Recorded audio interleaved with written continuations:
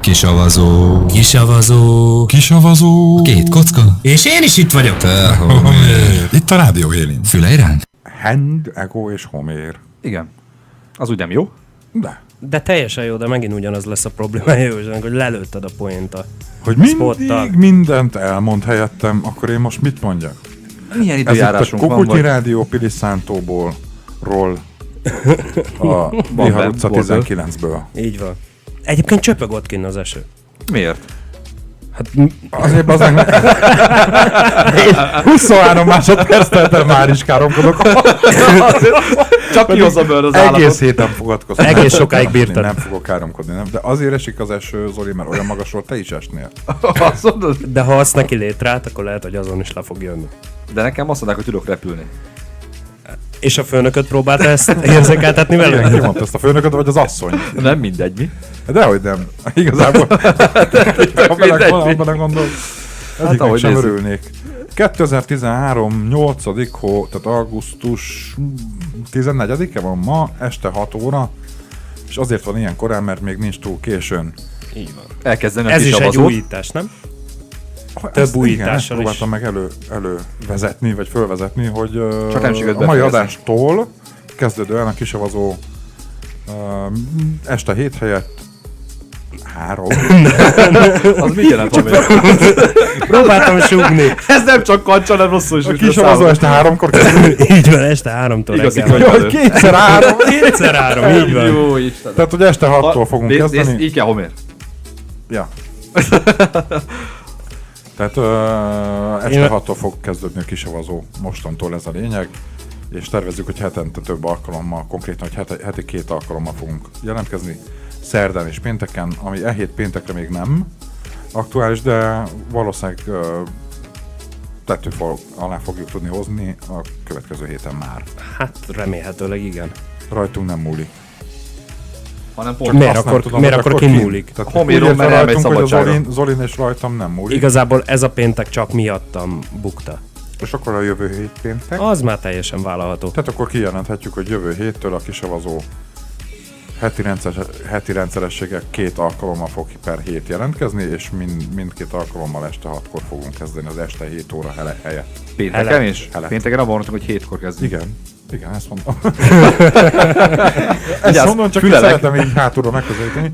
Nem akarom bonyolítani, szerdán este 6-tól, pénteken pedig este 7-től leszünk hallhatóak mindkét alkalommal 3 órán keresztül itt a Rádió Héli Kisavazó című műsorában. Pont. De akkor, most, www.radiohéli.com. de akkor most mi vagyunk hallhatóak, vagy a műsor? Hát Hát, várjál, ahogy neki indultál, szerintem pont te nem lettél volna hallható. Nem? Ebből nem jöttök ki se, vagy jó? nem. Jó, gyorsan mondjuk el az elérhetőségünket. Van nekünk egy weboldalunk, ez a www.radiohéli.com. Van ott egy gyönyörűséges sárga smiley. Így Szerű van, valami. erre rákattintva tudtok velünk csetelni az adás alatt, az adás ideje alatt. A chatről annyit kell tudni, hogy nem regisztráció köteles, tehát a vendég kockát kipipálva egy tetszőlegesen megadott névvel be tudtok jelentkezni a chatre, úgyhogy gyertek, lehet hozzászólni az adás témáihoz majd. Lesz egy pár. Van egy Facebook oldalunk is, ez a facebook.com/radiohéli.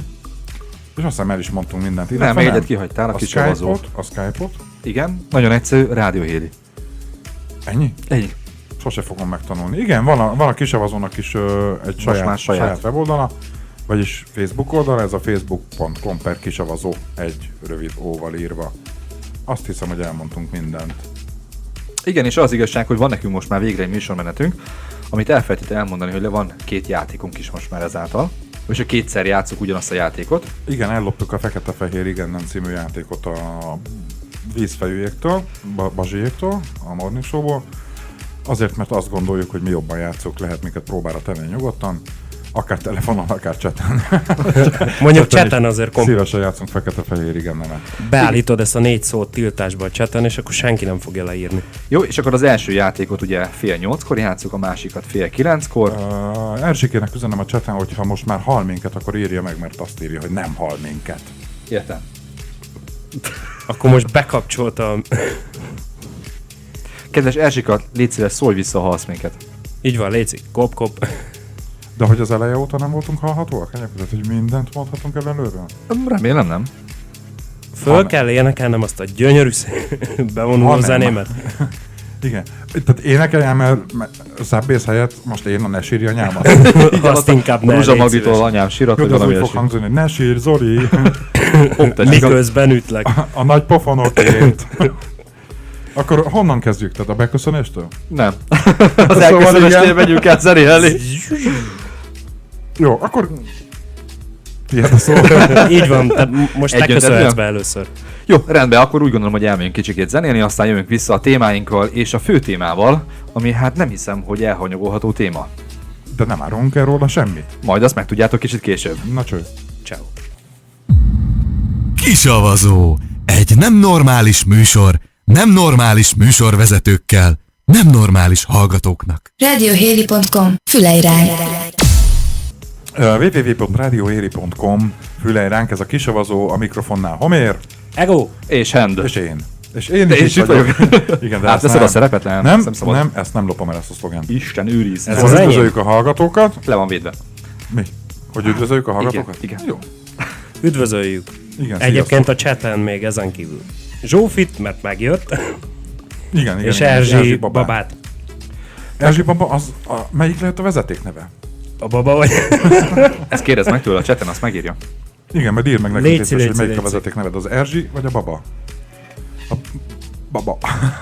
Baba. Igen, és Erzsi. elmondanám kedves Jaj, hallgatóinknak, igen. hogy akik éppen hallgatnak minket, hogy gyertek föl nyugodtan a chatfalunkra, amely a weboldalon keresztül lehet elérni, jobb alsó sarokban a sárga kis smiley, Vagy itt rá van Pilis írva, hogy Szántón chat, így van, egy gyertek létráró. föl és szóljatok hozzá a témáinkhoz, mert azért lesz ma is De elég nem árulunk el jócskán. erről semmit egyébként. Nem, ilyen személy gyerekek, vagy? Ne csináld. olyan hírt hoztam, Nem mesélj. írtam az egy felvezetőt. Huha. A hír, ami sokkolta a világot. A téma, ami, várj, nem tudom elolvasni, mit tudom, Ez elég veszélyes. ami lázban tart kicsit és nagyot, férfit és nem fiatalt és öreget, Greenpeace-est és aktivistát egyaránt. Van egy ilyen témám, de nem mondok róla semmit. És ennyi kész. De írtam az egy ilyen Ezt felvezetőt. így leírtad egyébként? Én olvastam. Olvastad? Előre sírtam rajta. De a főcímet is? Azt nem, csak azt, hogy miről Hála szól. Istennek. Nem, azt nem olvastad egyébként. No, újra itt. Egy héttel ezelőtt voltunk erre legutóbb. Igen, és ahogy elhallottuk, ugye ahogy hallottuk a hallgatóinktól, azért ők is jól érezték magukat. Hát nem kevésbé a kot-kot. Nem, az nem kot-kot volt. Az volt? Ja, Igen. zufók. Nem, a Ufókon. struccok. A struc és De a az ufó. struc- Struc és UFO kombinációja, Igen, igen. én egyébként ezen agyaltam, mert hogy nagyon foglalkoztatott a téma. Még hogy- egyszer, ne hazudjál, még egyszer. Hogy mi van akkor, nem veszem fel, ez olyan magas lap, hogy nem Igen, csapom nem. le. Jó van. És most káromkodtam volna a műsor alatt másodszor, de kihagyom. Mert Nem ott- mondod. Köszönjük, hogy megoffset. Köszönjük, Meg Emese. tudtam végre tanulni. Ehhez mit szóltok, köcsögök? Meglepődtem, ha nem lökött be. Igen, tehát... Ja, szóval, hogy ez agyaltam ezen, hogy mi van akkor, hogy ha azok a struccok ufók voltak. Most ezt komolyan elhiszed? Nem, A strucot vagy az ufót? nem, de hát én megnéztem többször azt a videót. És miért jutott Már a struc... A struccosat, tudod, volt az a videó, hogy bement Ja, a csóka igen. bankot vagy boltot rabolni, és ahol berobbant a falon a csóka, ott berobbant mögötte még 3 struc, és minden ilyen polcsor mögött megállt, vagy között megállt egy struc, és így fedezték a csókát. Hogy azt hogy csinálta, én a mai napig nem tudom. Ollala. De azt tudja, hogyha elkapják, és egyszer kiszabadul, mert ugye egyszer csak nem fog életfogytot kapni, bármelyik cirkuszban bármikor fog állást kapni, nem? Mint struc idomár. Igen. Az biztos, hogy amúgy pont beszéltük a múlt héten, hogy még egy strucot be lehet tanítani, de 2-t. És ez 3 volt. Azért Örülök, mondom. hogy figyeltél. A videón csak 2-t láttam. Igen? Komolyan. Pedig hidd el, hogy Pedig háromszor volt rajta. megnéztem. De ugye nem a Budapesti Állat és Növénykert videóját néztem, mert az állat... Hát, amit küldtetek, hogyha azt küldtetek, akkor azt 2 néztem. struc van, azt tudom. Igen? De egyébként teljesen jó volt. Tehát lehetett látni, hogy a 3 struc szinte vonalban felállt. Ja, és így álltak, kimerevedett a nyakuk, és figyeltek, mint hogyha tényleg ilyen bodyguardok lettek volna. De mondjuk maga a bevonulás sem volt semmi. Boom. Igen, hát berobbantak. Így van, Jó, berobbant. de egyébként nem voltak rosszak azok a témák sem, de a mai témákról annyit szeretnék elmondani, hogy hoztam egy témát, amiről csak annyit tudok elmondani, hogy a hír, ami sokkolta a világot, a téma, ami lázban tart kicsit és nagyot, fiatalt és öreget, Greenpeace-est és aktivistát egyaránt, de erről egyelőre többet nem mondani. De szemét. Nagyon- Hát ezt bejátszottad nagyon még titokzatos egyszer. Nagyon kemény Teljesen téma. jó. Hogy ehhez mit fogtok szólni, én nem tudom. De addig beszéljünk ilyen apróságokról, hogy nem tudom, hogy miről akartam beszélni. Hogy valami ma nagyon felszta az agyamat, ezt is elharaptam, ez volt a harmadik. Azt a... Igen, és hogy gondoltam, hogy majd délután adásban veletek ezt megvitatom, de nem tudom, hogy mi volt. Mert igazából így napvégére már nagyon sok minden felszta az agyamat. Kifejtenéd még egyszer, mert nem, Nem igazán tudom, hogy mit értettem. vitassunk meg. Azt vitassuk meg, hogy mit vitassunk meg. Jó, De ugye? benne vagyok az ülést, ezennel berekeztem. Nem, várjál, volt valami. Ja, hallgatod a Morning Show-t, a vízfejűeket reggel? Nem szoktam nagyon. Úgyis addig csinálom ezt, Már hogy unalmas. fölpiszkálom az állóvizet körülöttük. Hogy de volt egy egészen használható dolog, írta az egyik hallgatójuk, hogy hívjatok föl, olyan témát hozok a parkolásról, meg a kerékbilincsről, hogy Balázs leteszi a haját. Igen, és? Amúgy tényleg olyan téma volt, ez egy betegszállító volt, akinek kerékbilincset tettek az autójára, amíg ő De egyébként erről, mint hogyha a Facebookon is terjedett nem, az egy volna kamu, egy igen, az egy mentő volt, tudom, hogy miről beszélsz te, de az egy mentőautó volt, és egy fektetett kerékbilincs volt elétéve csak, tehát azon látszott, hogy az nincs rajta, ez a kerékbilincs. Már csak onnan tudom, hogy én is raktam föl néhányat. Hát te szemét. A platóra? Platóra, igen, akkor elloptuk. Hogy ez mennyire gyökérség, nem? Hogy tényleg elmegy egy ilyen betegszállító, a helyszínen kiszáll, beszáll, elmegy intézkedni, és mire kijön, konkrétan le van szögezve az autó az aszfalthoz. Tehát ezt érezzétek már át egy picit. Hát átérzem. De nem igazán tudsz vele mit kezdeni. Hogyha ki van adva, hogy minden szabálytalanul parkolót büntessenek meg, vagy rakjanak rá kerékbilincset, Érdekes, hogy rengeteg szabálytalanul parkoló rendőrautót láttam már, de még kerékbilincsek. a rendőrautóra egyik. biztos, hogy nem fognak Ja, de a kerékbilincset. betegszállítóra meg rátesz. Hát ezek szerint. És mi van akkor, hogy az a betegszállító épp az egyik rendőr édesanyjáért ment? Hát akkor a rendőrnek az édesanyját, tehát. Már nem menték meg. Nem? Mondjuk nem hiszem, hogy remélem, hogy azért nem mindenhova sietnek. Szarul hangzott, tudom, de hát ez az igazság. De egyébként nem ez volt az, ami annyira felszta az agyamat, Ha nem, Na, halljuk. hanem az még mindig nem jut eszembe. Úgyhogy menjünk el zenélni. Mert én tudja, hogy Nagyon ez meggyőző vagy ma, úgy érzem. nem jut témákkal. eszembe. Nem Egyszerűen jut nem jut eszembe. eszembe, hogy miről akartam vele. Jó, menjünk le akkor zenélni, aztán újra jövünk vissza, és az első Jó, témánkra. de várjál, mielőtt elmegyünk zenélni, azért elmondom, hogy én hoztam egy hírt, és ez az a hír, A főhír? ami sokkolta a világot, a téma, ami lázban tart kicsit és nagyot, fiatalt és öreget, Greenpeace-est és aktivistát egyaránt. Tehát ezt a hírt, ezt majd ki kell, hogy vesézzük, de egyelőre nem mondanék róla többet. Jó, rendben. hát ez teljesen jó lesz, még kétszer elmeséled. Cső. Kisavazó. Egy nem normális műsor, nem normális műsorvezetőkkel, nem normális hallgatóknak. Radiohéli.com. Füleirány. Így kéne szólóznunk minden este. Teljesen vállalható lenne. Szerintem még akár élő műsorban is. Maximálisan, figyelj, így hangzott, hogy Mikrofon mögött, hand. Homér, És az ego?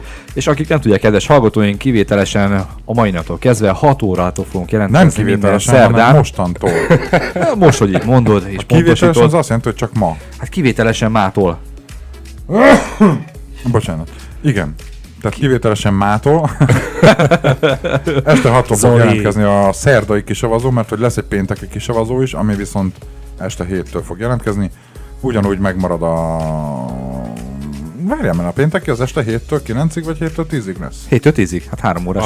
Azt mondtad, hogy mindkét blokkunk 3 órás lesz. Igen. Ezt mondtam? Már Így csak, van. Már csak azért is, Ilyet mert mondtam kinyomtatta volna? a műsortervet, tehát nem tudok már újat írni. Tehát most már le van írva feketén-fehéren. Innentől Így kezdve nem van. lehet változtatni ezen. És Shakespeare barátunk is megjelent. Feketén-fehéren le van írva. Tehát Szó szerint. nem értettétek, hogy lesz nekünk egy játékunk is, vagyis hogy van nekünk egy játékunk is, ez a fekete-fehér igen nem.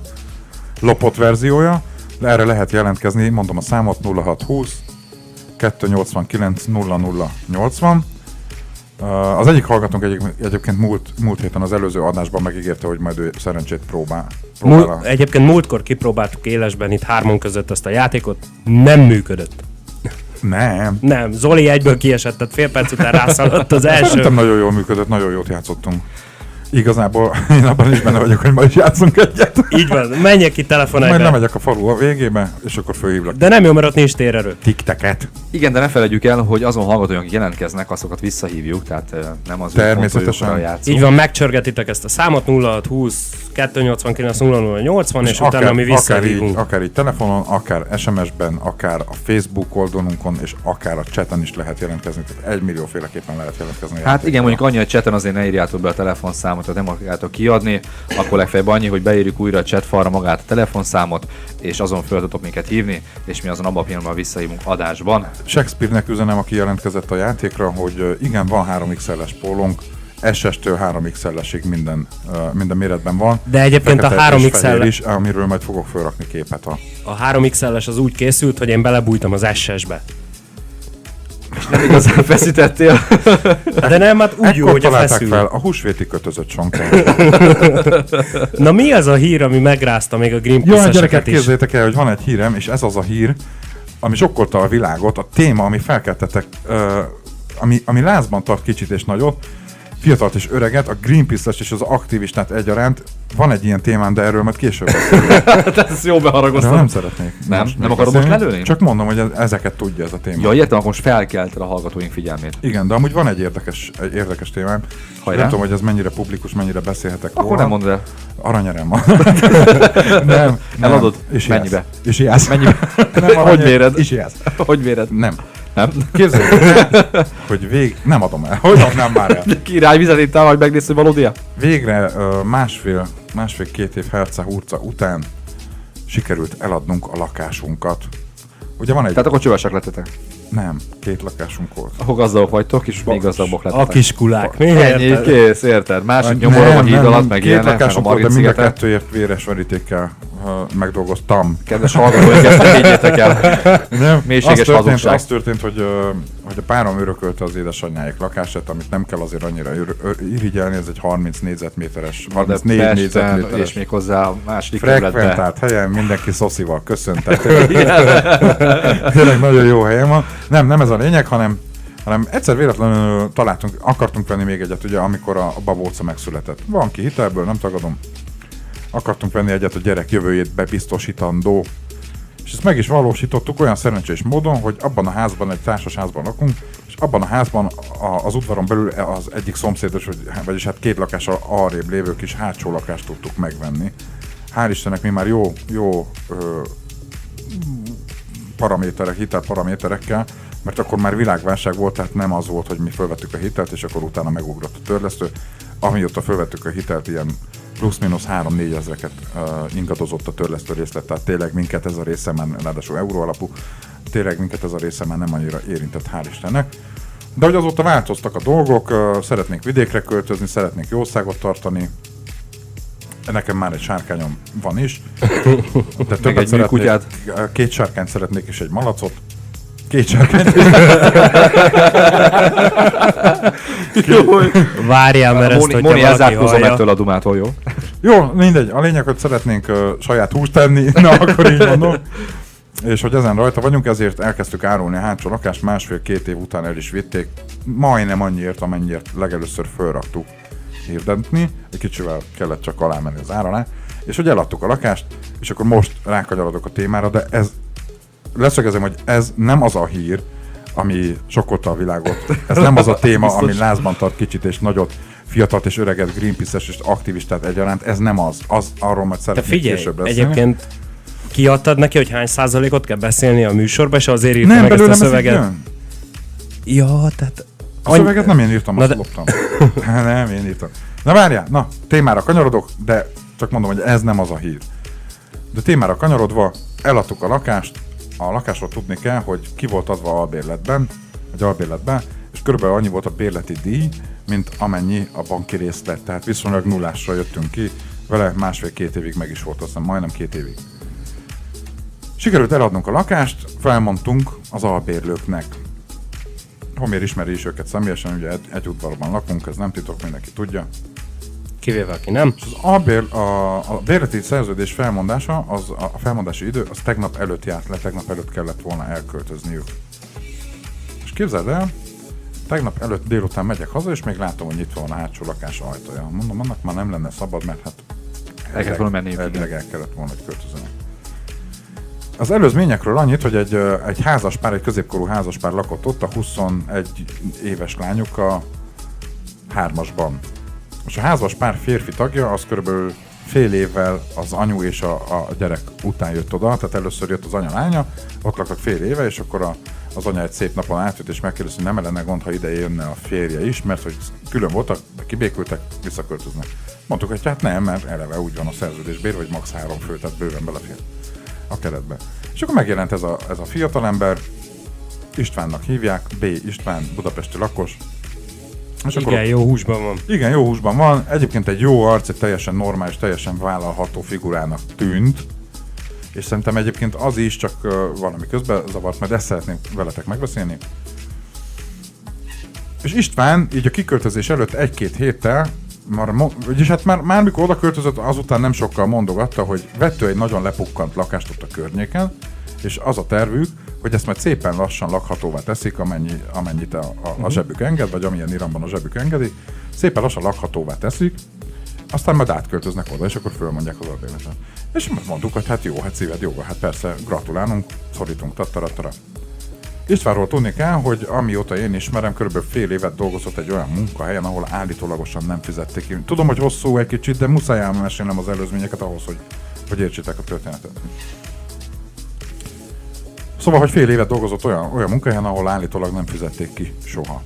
És akkor eljött ez a ugye, felmondási idő, István elkezdte mondogatni, ugye kérdeztem tőle, hogy találtatok-e már albérletet, hova mentek, tattarat, és hát mondja, hogy nem, hanem pikpak egy kicsit olyan állapotba hozták azt a lakást, amit még annak mondott, hogy lakható, és akkor majd átköltöznek oda, és hogy akkor így megoldódik, nem kell külön keresniük. És mondom, segíteni kell, esetleg van autót, kis teherautó, bármit tudok segíteni, pakolni, cuccolni, cipelni, tattaratara. Mondja, hogy nem, mert az a munkahely, ahol hónapokig nem fizették ki, az ottani főnökének van egy valamilyen Hondája, nem tudom a típusát, valamilyen Hondája, és hogy úgy egyezett meg, hogy a fizetésért cserébe, vagy a fizetését beszámítva ez a Honda az István ne fog kikötni, és akkor lesz egy saját autójuk, van egy saját lakásuk, és át tudnak költözni. Itt tartottunk, amikor utoljára beszéltem vele 4 napja mondjuk, és akkor tegnap előtt ugye megyek haza melóból, látom, hogy itt van még a hátsó ajtó, bemegyek, ott ül a feleség, Anikónak hívják, és mondom neki, hogy Anikó, hát mi újság van, hogy álltok a költözéssel, kell segíteni, tattarattal, és hát mondja, hogy hát igazából segíteni nem kell, mert hogy még nem nagyon tudott elköltözni, mert István reggel kiment cigarettáért, és soha többet nem látták. Soha többet nem látták. Képzeld el, azóta kiderült, hogy kamu a lakás, tehát hogy nem is létezett, soha nem is vett az István lakást. Kamu ez a Honda, tehát hogy soha nem is számíthattak autóra, és igazából amit az elmúlt 5 évben István oda-haza előadott, az minden kamu, de senki nem tudja az okát ennek, csak egyszerűen folyamatosan hazugságban tartott, de annyira, hogy figyelj, ugye ott a társasházban láttátok, már tartunk paradicsomot, és nekik is megengedtük, egyszer kérdezik, mondok, persze, ültessetek nyugodtan. Nekik is volt egy pár tőt paradicsomuk, plusz az Anikó elég virágbarát, volt valami gyönyörű szép trombita virágjuk. És az utolsó reggelem, mielőtt István lelépett volna, Anikó mondta, hogy még meg szeretne fürdeni, meg hogy vinni a paradicsomot, meg a virágot, meg tattaratara. István úgy lépett le, hogy mondta Anikónak, hogy jó, akkor menj el fürdeni, húzd ki a virágot, húzd ki a paradicsomot, csomagolt be őket, addig én kimegyek, veszek egy cigit. Anikó elment fürdeni, István kiemelt egy 20 000-est a pénztárcából, és azóta nem látták. Hát kell ultravaló. De azért mekkorát tudsz csalódni emberbe, aki ráadásul... 22 éve élnek együtt. 22 éve. De hát akkor valószínű, hogy az előző szétmenésnek is volt valami oka, tehát hogy... Ja, hát ezt nem tudod, mert 22 év távlatából már tök mindegy, minden szépnek. Tehát nem ez a lényeg. De hogy milyen tehát hogy lehet úgy egymás mellett élni, hogy egy ilyen dolgot nem veszel észre? Hát azért 22 év után már nehezem. Mert ugye akkor már pont az a stádium, hogy már nagyon régóta ismered, megbízol benne, és szinte ismer minden mozzanatát, és föl sem merül benned, hogy ő eltűnne. 5 évben egyébként már volt egy ilyen hasonló eset, azért is jött külön az anya és a lánya, mert akkor is az István lelépett. Tehát igazából már a sztorinak is ismerősnek kellett volna lennie nekik, érted? Nem lehet, hogy egyébként az volt a történetnek a fonala, hogy akárhányszor ugye ki kell költözniük valahonnan, akkor István nem, lelép. hát 22 éve vannak együtt, és ez az elmúlt 5 év ilyen. Akkor lehet, hogy az elmúlt 5 év ilyen nekik. De nem tudom, nem látok bele, nem is igazából. Jó, ne is tudni. ezzel foglalkozzam, mert nem tudhatod, hogy miért lépett, vagy miért lépett le, vagy hogy mi volt az oka, nem ismerheted az ő kapcsolatukat. De hogy Anikóék tényleg nem vették észre, hogy az Isten mire készül. De hát annak biztos, hogy voltak jelei. Tehát én ezen nem tudok napirendre térni e fölött, hogy két ember annyira nyakig tud süllyedni a meleg szarba, csak azért, mert az finom meleg, még ha büdös is, ahogy Csernyus mondaná, hogy ilyeneket nem vesznek észre egymáson, hogy 22 év együttélés után nem tudom, hogy a páromnak már hogy a párom már nem kívánja ezt a kapcsolatot, hogy már nem úgy ér hozzám, nem veszem észre, hogy hazudik. Jó, csak az a kérdés, érted ebben az esetben, hogy most azért ment el, mert talált valakit, vagy azért, mert ilyen szélhámos alapból?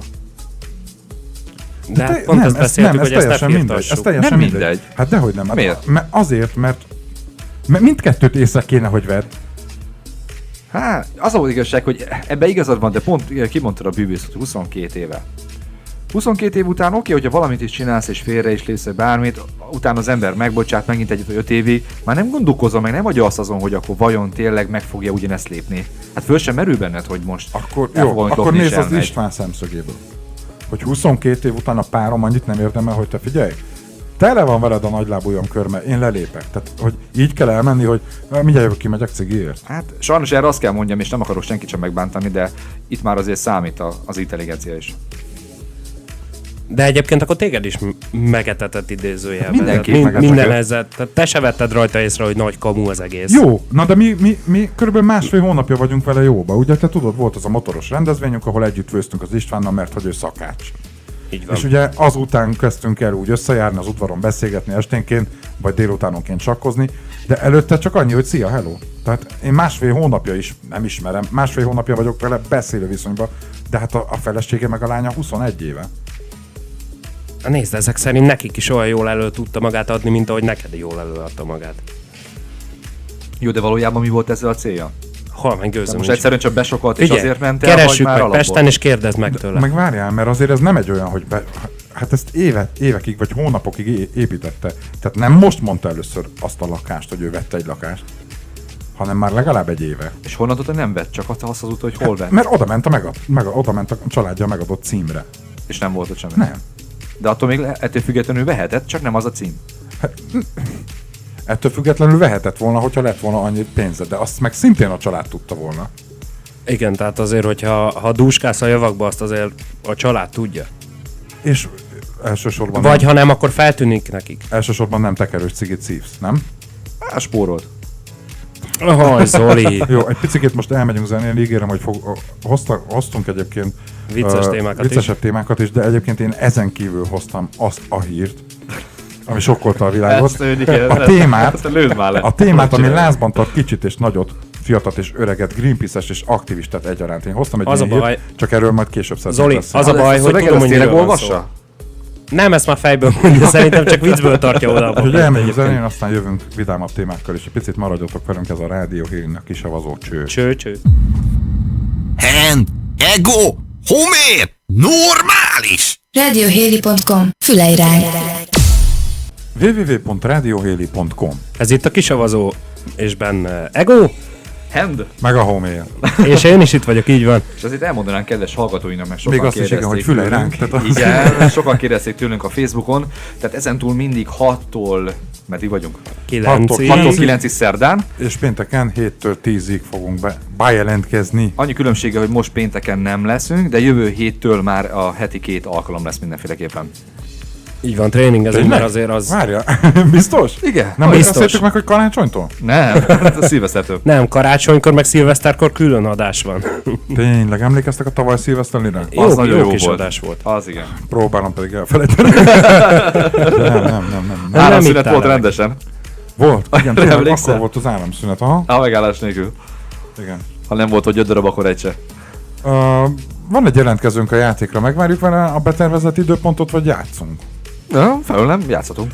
Akkor Szöcske, ragd le, most, Szöcske, ragd le most. ha hallasz minket, és vissza fogunk hívni, mert hogy gépre kell kössük a telefont, és szépen vissza fogunk hívni. Így van. Nyugodtan mondd a számát, addig még beszélgetünk. De még mindig nem rakta le. De most abban. Most rakta le. Oké, kösdgépre. Jó, tehát megvan az első jelentkező a fekete-fehér igen-nem lopott verziójára. Mi ezt játsszuk. Mi így játsszuk. Így van. És mi csalunk. Ez ebben a legjobb. Tényleg. Szeretjük a lopott verziót. Igen, igen, hát lopott film, lopott zene, lopott keverőpult. Jó, mindjárt. Nyugi, mindjárt leírom. De megígértük a viccesebb témát. Ugye? Tehát, ugye így van. Már be is készítettük egyébként. Lelépős családot hagyós téma, ez nem volt annyira vidám így az elején, de muszáj voltam elmondani. Mondjuk sokat nem tudtam rajta témázgatni veletek. De egyébként szerintem egész sok ilyen helyzet van a világban, most függetlenül attól, hogy ezt testközelből láthattad. Szerintem legalábbis. Most ezt a saját familyimből is tudnék példát felhozni rá, de inkább nem akkor teszem. Csak azért érintett meg, mert hogy ott volt test közelben? Ez ilyen hétköznapos dolog, hogy lehet egyébként, hogy ez ilyen... 20 év után egy férfi ott hagyja a gyerekét, tehát a családját? Lehet, hogy egyébként ezért is megérintett, meg azért is megérintett, mert van egy saját lányod. Aha, hát volt egyszer egy posztom, azt ezekkel a szavakkal fejeztem be, vagy zártam le, hogy undorító vagy köpök rád világ, akkor ez áll. Tehát ezt az Istvánt most lesavazzuk, nem? Rendesen. Akkor megadtuk neki a lesavazatot. És akkor hozzunk vidámabb Így témákat, van. de mielőtt előjövünk a szív alakúra tetovált cicikkel, vagyis átalakított cicikkel, azért én szeretném elmondani, hogy én hoztam egy olyan hírt, ami sokkolta az egész világot. Hoztam egy témát, ami lázban tart kicsit és nagyot, fiatalt és öreget, Greenpeace-est és aktivistát egyaránt, de erről nem szeretnék most beszélni, majd egy picit később tartogatom ezt, jó? Csak hogy tudjátok, hogy van a tarsolyomban egy ilyen. Rendben, melegíts még, ülj rajta. Jó. Még egyszer elmondanád, milyen témát akarsz hozni? Témát? Nem fogom el. Ez egy kis hírecske, de ez az a hír, ami sokkolt az egész világot. A téma, ami lázban tart kicsit és nagyot, fiatalt és öreget, Greenpeace-est és aktivistát egyaránt. Hol van a pisztolyspotom? Ezt egyébként azért mondatjuk be veled 3 percenként, hogy mi legalább tudjunk inni. Igen. Így van. Ez a reklám. Ja, hogy velem? Ja, hogy velem? Jó, Így van. találtunk egy érdekességet a Bors Online-on. Mondjuk ott csak érdekességet találsz egyébként komoly. De most melyik érdekességre? A szív, vagy a A szívás az alapban egy érdekes dolog, de most nem arról szeretnék beszélni, hanem a 11 alakú, nem, összekeverted a két. 11 orgazmust ígér a terapeuta, ilyen egy idióta szót, az nem számít káromkodásnak, ugye? Nem, a terapeuta az nem. Jó. Szóval, hogy A 11 igen. Ilyen egy nehezen kimondható terapeuta. És ha végigolvastad egyébként a cikket, tele van ilyen bonyolult szavakkal. Na ezért nem olvastam végig. Ezért nem olvastam végig. Kérlek a bevezetőjét olvasd el, hogy tudják a hallgatók, hogy miről beszélünk. Bár szerintem 11 orgazmussal már sokak figyelmét felkeltettük. Vagy nem. Az úgynevezett orgazmikus meditációs módszer kifejlesztője szerint gyakorlatilag a tantrikus szexhez hasonló, és soha nem tapasztalt élményekkel gazdagítja azokat a nőket, akik felkeresik az óráit. Tehát ergo ezt egy ilyen tanítási óra jelleggel prezentálja a hölgyemény. Tudjátok, mire gondoltam, amikor ezt a cikket elkezdtem elolvasni? Hogy valójában ugye mostanában egyre többet beszélünk arról, hogy a nőknek nincsen orgazmusa. Fejlődik a világ, rohamos a világ, mindenki tévét néz. Nem érnek rá orgazmulni, nem? Semmi nem érnek rá, és tudja, de nem ez a lényeg benne, hanem az a lényeg benne szerintem, megint valaki pihent agyával kitalált egy hülyeséget, ráültetett valamit, és pszichológia. Azt írja, hogy ő jelölt gurut el, senki nem nevezte ki Én erre a értem, pozícióra. de hát pont ezért, hogy figyelmet felkeltsem. Kíváncsi lennék egyébként, a hölgynek van-e 11 orgazmusa egy nap. Jó, hát most Tehát azt ha ő mondja. ezt Az tanítja, akkor arcát elnézve elképzelhető. csak Látod? annyi van neki. Látod? Konkrétan olyan feje van, mint aki folyamatos orgazmusban él. Te szerinted ki csinálja meg ezt? Várjál, Csak és úgy közben... kérdezem. De egyébként láttad az orrát, mint aki közben így fejelgeti a falat. De szólok, hogy nem a videón lévő nőt kell nézni, hanem a fölten. Ja! Van ott egy videó is, De az tényleg. nem az. Várjál, mert így most már látom, hogy... Az reklám? Nem, ott van, hogy Orgasmic Meditation Nicole Dedon. Daedone. Az angolt még azért gyakorol, de úgy érzem. Nem, a Meditation az tök jó volt. Ja. Nem, én mondom, nagyon félek ettől, hogy megint valaki kitalált valami pihent agyúságot, és belebeszéli ebbe, hogy az ő által aki elképzett módszer, ez tuti 11 darab orgazmus. Kíváncsi vagyok, hogy ezt kik próbálják ki előtte, és mondják, hogy igen, valóban meg volt a 11. De egyébként van itt egy interjú arra, hogy ez a Karel Lor számára már nem ismeretlen a napi 1 tucat orgazmus. És Az itt, a sok képes, igen, az a vigyorgó hölgyeményeknek kilátszik mind a 32 foga. hát amúgy 11 után te is így vigyorog meg. Nem tudom, soha nem volt egymás után 11. Egy volt már? Csak kérdezem. Igen, volt, köszönöm. Mikor? Na vald be! Várjál utoljára, nem mondom el, ez nem élő műsorban való. Értem.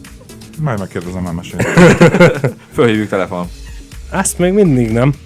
A borsonline.hu-n a hír alatt, vagy a hírbe beágyazva van egy videó is egyébként, és ezen a videón egyébként egy olyan 25 éves nő gyakorol éppen, aki saját bevallása szerint addig képtelen volt az orgazmusra. Rachel állítja, amióta az OM csoport, Rachel OM csoportba jár, ez a probléma megszűnt az életében. Na, ehhez mit szóltok? Jó, de ugye ugyanez akkor most ott van a tantrikus szex, nem tudom, és sorolhatok még egy pár fajtát, bár nem tudsz eszembe. Akkor most, érted, ennyi erőben bárki kitalálhatna bármit. Azt írja, hogy ezeken a gyűléseken a párok egymás előtt gyakorolnak, majd megosztják egymással tapasztalataikat. Hát akkor igazából ez egy ismert ez egy fogalom, orgia. csak nálunk úgy hívják, hogy swinger klub. Igen, kicsit másképp. Na de várjál már, hogyha tantrikus, akkor igazából nem swinger klub. Akkor tantrikus swinger klub. Oké, nyissunk egyet. Homén, nem tök mindegy, hogy a swinger klubban éppen tantrikus, vagy nem tantrikus? Nem tudom, mi a különbség És a mi az, hogy kettő a között. párok egymás előtt gyakorolnak? Hogy a férfi meg a nő látják egymást közben, vagy hogy az összes pár látja egymást közben? Ahogy nézem a videón, az összes pár látja egymást közben. Hát A videón egy női arc van, ezt te honnan tudod meg? Nem, hogy mutatja a videó, le is vetkőzött a csaj. Komolyan? Itt Én van még még odáig hozzá- nem jutottam el. A 4 percnél van levetkőzött a csaj, a nuni ki van takarva. Na várjatok, akkor megnyitom én is. Szerintem ezt kiteszem a hallgatóknak. Nem vagyok egy elbandit, de én egyből a 11-hez ugrok. Ebben az a szomorú, érted, hogy a csaj az levetkőzött, a pasi az nem. Így van, de masszírozza. Hát nem tudom. És Hát, közben- Akkor ez csak hírverés, Zoli? Tehát Ne. hogy nem létezik olyan, hogy 11 orgazmus? én nem, figyelj, az az igazság, hogy pszichésen nagyon sok mindent be lehet magyarázni az embernek. Akár betegséget is, akár gyógyulást is. Igen. Valószínű, hogy ez is erre megy ki inkább. Tehát mondogasd egymás után Igen, és magadban akkor azt, tuti, hogy hogy igen. most igen. elmegyek, Csak most aztán ugye elmegyek, valamit most kellene elmegyek, körítést most csinálni, elmegyek, most elmegyek, ahhoz, most hogy el elmegyek. tudja adni. De most, hogy őszintén, te most elmennél a feleséged egy ilyen terapeutához, te levetkőznél? És ott mindenki előtt próbálgatnál azt, amit mondanak? Sokak nagy bánatára, én igen. Az asszony megültem. Kiürülne a terem. Nem, ő olyan szerintem kamerát hozna, tehát hogy ő olyanokat röhögne közben. Miközben mindenki más sikító frász közepette rohannak ki a miközben teremből. Sokan felöltöznének és távoznának, igen. Nem akarok elszomorítani senkit se, de olyan 5 perc 40-nél rendesen a csávó dolgozik a lányon. 5 perc 47, 7.08-nál járok, de én elsiklottam 5.40 felett. Mondtam, Még csak masszírozza. 5.16. Ott már nem masszíroz, ott más masszíroz. Jó, De egyébként mekkora jó élőbe közvetítjük a... Igen, most picit felhúzta a felső ínyét. Ebben a pillanatban... És csücsörít. Ebben a pillanatban a hölgy orcimpái kitágultak, fejét hátravetve, nyakát megfeszítve, épp És egy mély tényleg? sóhaj. Nem nézem pedig. De várjál, megpróbáljam úgy közvetíteni, hogy közben nézem. Dolgozik rajta rendesen. Mondom neked mindjárt a másodpercet, meg a percet. Pillanat. Várjál, mert állítólag a csaj élvezi. Tehát az arcán legalábbis ezt Ja, annyi tükröződik. tömeg előtt. Az lesz, az 5.28-nál van az érdekes rész. 5.28-ra menj vissza. Esküszöm, ki fogom tenni a hallgatóinknak ezt a videót. Hallod? Ezt kipróbálom otthon. Tehát olyan, mint hogyha szívmasszást alkalmazna, teljesen vállalható. Az a baj, Nem szívma, hát szét vannak terpesztve a lábai. egy pillanat, De akkor is fölül nyomkodja, nem kedves belül. hallgatóink, az igazság, hogy maga a chatfalra fúj. fogom kitenni a linket, mert szerintem ha kiteszem a Facebook oldal letiltják. Nem. 18-as. Én is letiltanálak. Épp ez az, tehát ők csak akkor fognak tudni belépni, hogyha elismeri, hogy elmúlt 18. Nyugodtan kiteheted. Mindegy, kiraktam most a chatfalunkra, amit elértek a www.radioheli.com, jobb a sarokba a sárga kis smiley-ra. Így van, gyorsan nézzétek meg, vagy akár nézzétek meg most így velünk együtt, mert mi is megnézzük. Tedd ki nyugodtan a Facebookra is. Jó, kiteszem, Élőbe 528-nál. Élőbe Mi is csorgattuk megnézzük. a nyálunkat. Egy gyors felszámolás után is, hogyha most mondjuk 1000-en hallgatnak minket, az 11 000 orgazmus pillanatokon belül. És akinek nem sikerül, de várj, ezt gyakorolni kell. És utána egyébként még melbimbókat is nézegethetünk. Ezek után? Így van. Pedig ezután akartam beszélni arról a hírről, ami sokkolta egyébként a világot, a témáról, ami lázban tart kicsit és nagyot, fiatalt és öreget, Greenpeace-es és aktivistát egyaránt. Ez egy olyan hír, hogy ez fölött nem szabad elsiklanunk. Érted? Biztos? Erről a hírről ma beszélnünk kell. De nem most, hanem egy később időpontban, mert hogy ma itt leszünk egészen 9 óráig, addig is füleljetek ránk, mert mi most elmegyünk majd zenélni. És utána játszunk egy fekete-fehér igen nevet? És a zene után egy fekete-fehér igen nemmel fogunk visszajönni, amire egyéb iránt még lehet jelentkezni a 0620 289 0080-as telefonszámon, vagy a chaten, vagy a Facebookon, vagy a weblapon, vagy a tattarattarattara. És amíg szól a zene, addig gyorsan ki is teszem a Facebook oldalra, ugye ezt a kis szösszenetet, a videót, ahol minden egyes részlet látható. Így van, szóljatok hozzá. Én már a 10-nél járok. Már rohanjunk 10. is el. orgazmusnál. Na, szevasztok! Cső! Koroterepjárótól egyébként sokaknak orgazmus. Milyen nevek már ezek? Hen, Ego, Homér! Radioheli.com. Füleirány. Mi volt ez a kocsiajtócsapódás? www.radioheli.com, ez itt a kisavazó, a mikrofonnál Homér, Ego! És hand. és én is itt vagyok, így van. Lopod a Egy szöveget? nagyon fontos bejelentéssel kezdeném, van nekem egy hírem. Jaj, de Nem, most nem arról szeretnék beszélni, hanem arról, hogy ugye ez a hét, ez egy, hogy mondják ezt, milyen döntő, milyen Perdöntő, sorsdöntő.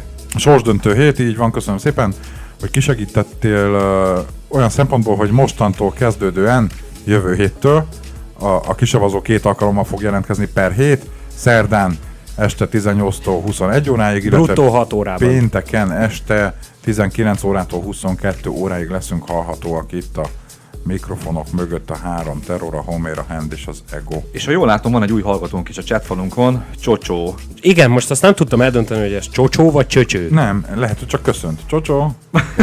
Nem baj, majd megírja a hallgató. Üdvözöljük Csocsót egyébként. Örülünk neki, hogy ide Csocsó a találtál, cseten, és cseten, hallgass minket Csocsó a sokáig. Cseten. Így van. Na. Jöhet a fekete-fehér igen nem? Én izgulok. Azt mondod? Hívjuk a hallgatónkat? Zoli, te is izgulsz? Megpróbálom. Jó, én azt hiszem, hogy akkor hívjuk a hallgatónkat, ugyanis jelentkezett egyébként- egy hallgató nálunk a fekete-fehér igennel lopott játékunkra, de azon hallgatóink, akik most nem kerülnek adásba, ne jegyenek meg, mert ugyanis egy óra múlva ismételten fogunk Így van, játszani. tehát minden adásban 2 játék lesz, és egyetlen egy szabály van, csak handel lehet játszani. Igen, Tehát Homér és Zoli nagyon várják a jelentkezőt. az a lényeg, hogy minden egyes fórumunkon nyugodtan lehet jelentkezni. Úgy vissza a fogjuk Facebookon, hívni a ami hallgatót. ugye Rádió Héli, tehát facebook.com/radiohéli. Azt mondja, van nekünk egy olyan, hogy www.radioheli.com. A komon belül van egy chatünk, és itt is lehet jelentkezni, illetve a 0620 289 0080-as telefonszámon is. Így van. Közben hívom Ez a mi volt? hallgatót. Vonatdudálás? Úgy veszi fel, hogy Morning Show, agyonverem. Gyógyintézet, jó napot kívánok! Jó napot kívánok, legyen szíves kapcsolna János, hogy itt Csónakháza. Szerbusz, üdvözöllek, itt a Rádió Héliben élő egyenesben vagy, és ha minden igaz, akkor jelentkeztél a fekete-fehér igen lopott játékunkra, ami nem. Tudtam én, hogy összekevered, tudtam én. Nem. Hogy ne lenne igaz? Jó, nem kell beparázni, ez még nem a játék, nem a játék. Zoli, a stoppert beállítottad? Azt látod, nem. Közben azért elmondanád, hogy kivel beszélünk? Hát persze! A művész nevedet. Shakespeare. Ennyi. Ő Shakespeare. Azt hiszem, hogy striptease. Semmi köze nincs egyébként a Róma és nagyon Júliához. gerjed, szerintem dugjuk egy vödör vízbe, azt hát akkor nem fog gerjedni. Shakespeare, honnan telefonálsz, elárulod nekünk, hogy honnan telefonálsz? Székesfehérvár. Székesfehérvár. Az kicsivel ott van Balassagyarmat mellett, ugye? Hallod földrajzban? Hát csak egy kicsivel. Na, hát földrajzból egyébként mindig jó voltam. Zoli, nagyon gerjed oda, kell majd egy hosszabb kávé. Elnézést kérünk, nem tudom, hogy kihallatszik-e, de elég Nem fog, mert a... Vagy várjál, van egy jó Kompresszor lesz dumám. elég. Shakespeare, kérlek, halkítsd le a rádiódat. Lehogy Még jó, hogy a rádiótól körülbelül 40 méterre vagyok, de nem baj. Tehát kimentél a lépcsőházba, hogy senki ne hallja majd, ahogy játszol. Meg ahogy sikítasz, hogy nyertél. Mivel foglalkozol egyébként? Készletgazda vagyok. Micsoda? Ötletgazda? Készletgazda. Ja, Készletgazda. készletgazda. Székesfehérvárról Shakespeare. Kivel szeretnél játszani? Kezdjük a legkeményebbre. Kire gondoltál? Homér. Segítsünk, Homér? Hát, megvalva az őszintét, nem hiszem, hogy a Homér elég intelligens lenne ahhoz, hogy engem legyűrjön ebben a játékban. Hol a taps? Hol a taps? Ugye jól tudom, hogy ti gyerekkori barátok vagytok. Minek az embernek ellenség, ha ilyen barátai vannak? Jó, kivel szeretnél játszani? Választatok egyet magatok közül. Zoli. És miért pont velem? Mert te vagy a rendszer gizda. Meg mindig akkora arcod van, és nagyon remélem, hogy a Szöcske legyalul, mert ha nem, akkor kimegyek az ajtó előtt, betelefonálok, és játszunk megint. Na akkor Szöcske, kivel szeretné játszani? Utoljára kérdezem. Most mondta, hogy Zoli. Most mondta, hogy mi döntsük el, úgyhogy veled játszik. Ja, értem. Ezt akkor beoptam. Így Jó, van. akkor Jó, rendben. lesz Addig ilyen mi elkussolunk. jó? vadonyan is visszaszámlálás, vagy csak simán szóljak, hogy mikor mehet? Legyen valódi, nem? Jó. Szöcske. Akkor 3, Mehet. 2, 1. Na hát el is indítom a stoppert. Hát akkor Szöcske, üdvözlünk itt akkor, hát mondjuk úgy, hogy először adásban, mert ugye múlt héten Józsival játszottunk. Szöcske, hogy telt a napod? Köszönöm, eltelt. Na, és hogy bírtad végre ezt a hideget? Nem volt az a fullasztó nagy meleg. Állítsd le a stoppert, te szerencsés. Már tudtad? Nem volt az a fullasztó. De egyébként Zoli múltkor ugyanígy Köszi, etetted meg megpróbálja magad. más is, vagy Gratulálok. Gratulálok, tiéd a gyerek. Persze, játszhatsz még, hogyha szeretnél. De most a Józsivel. Játszok vele én? Játsszál vele te. De az a baj, hogy te jól játszott, tehát Akkor játszatok egyet ti, és De hogyha- nem, én nem Ha téged vállalom. is elver, akkor utána játszik egyet. leírták neked, hogy mekkora loser vagy. Na tessék. Ezért vagyok egy jó. Menekülés közben tarkol lőtte saját magát. Hátulról. Na játszatok egyet, tessék, én kezdem a visszaszámlálást, jó? Tehát 5, 2, 1, tessék. Szöcske mehet?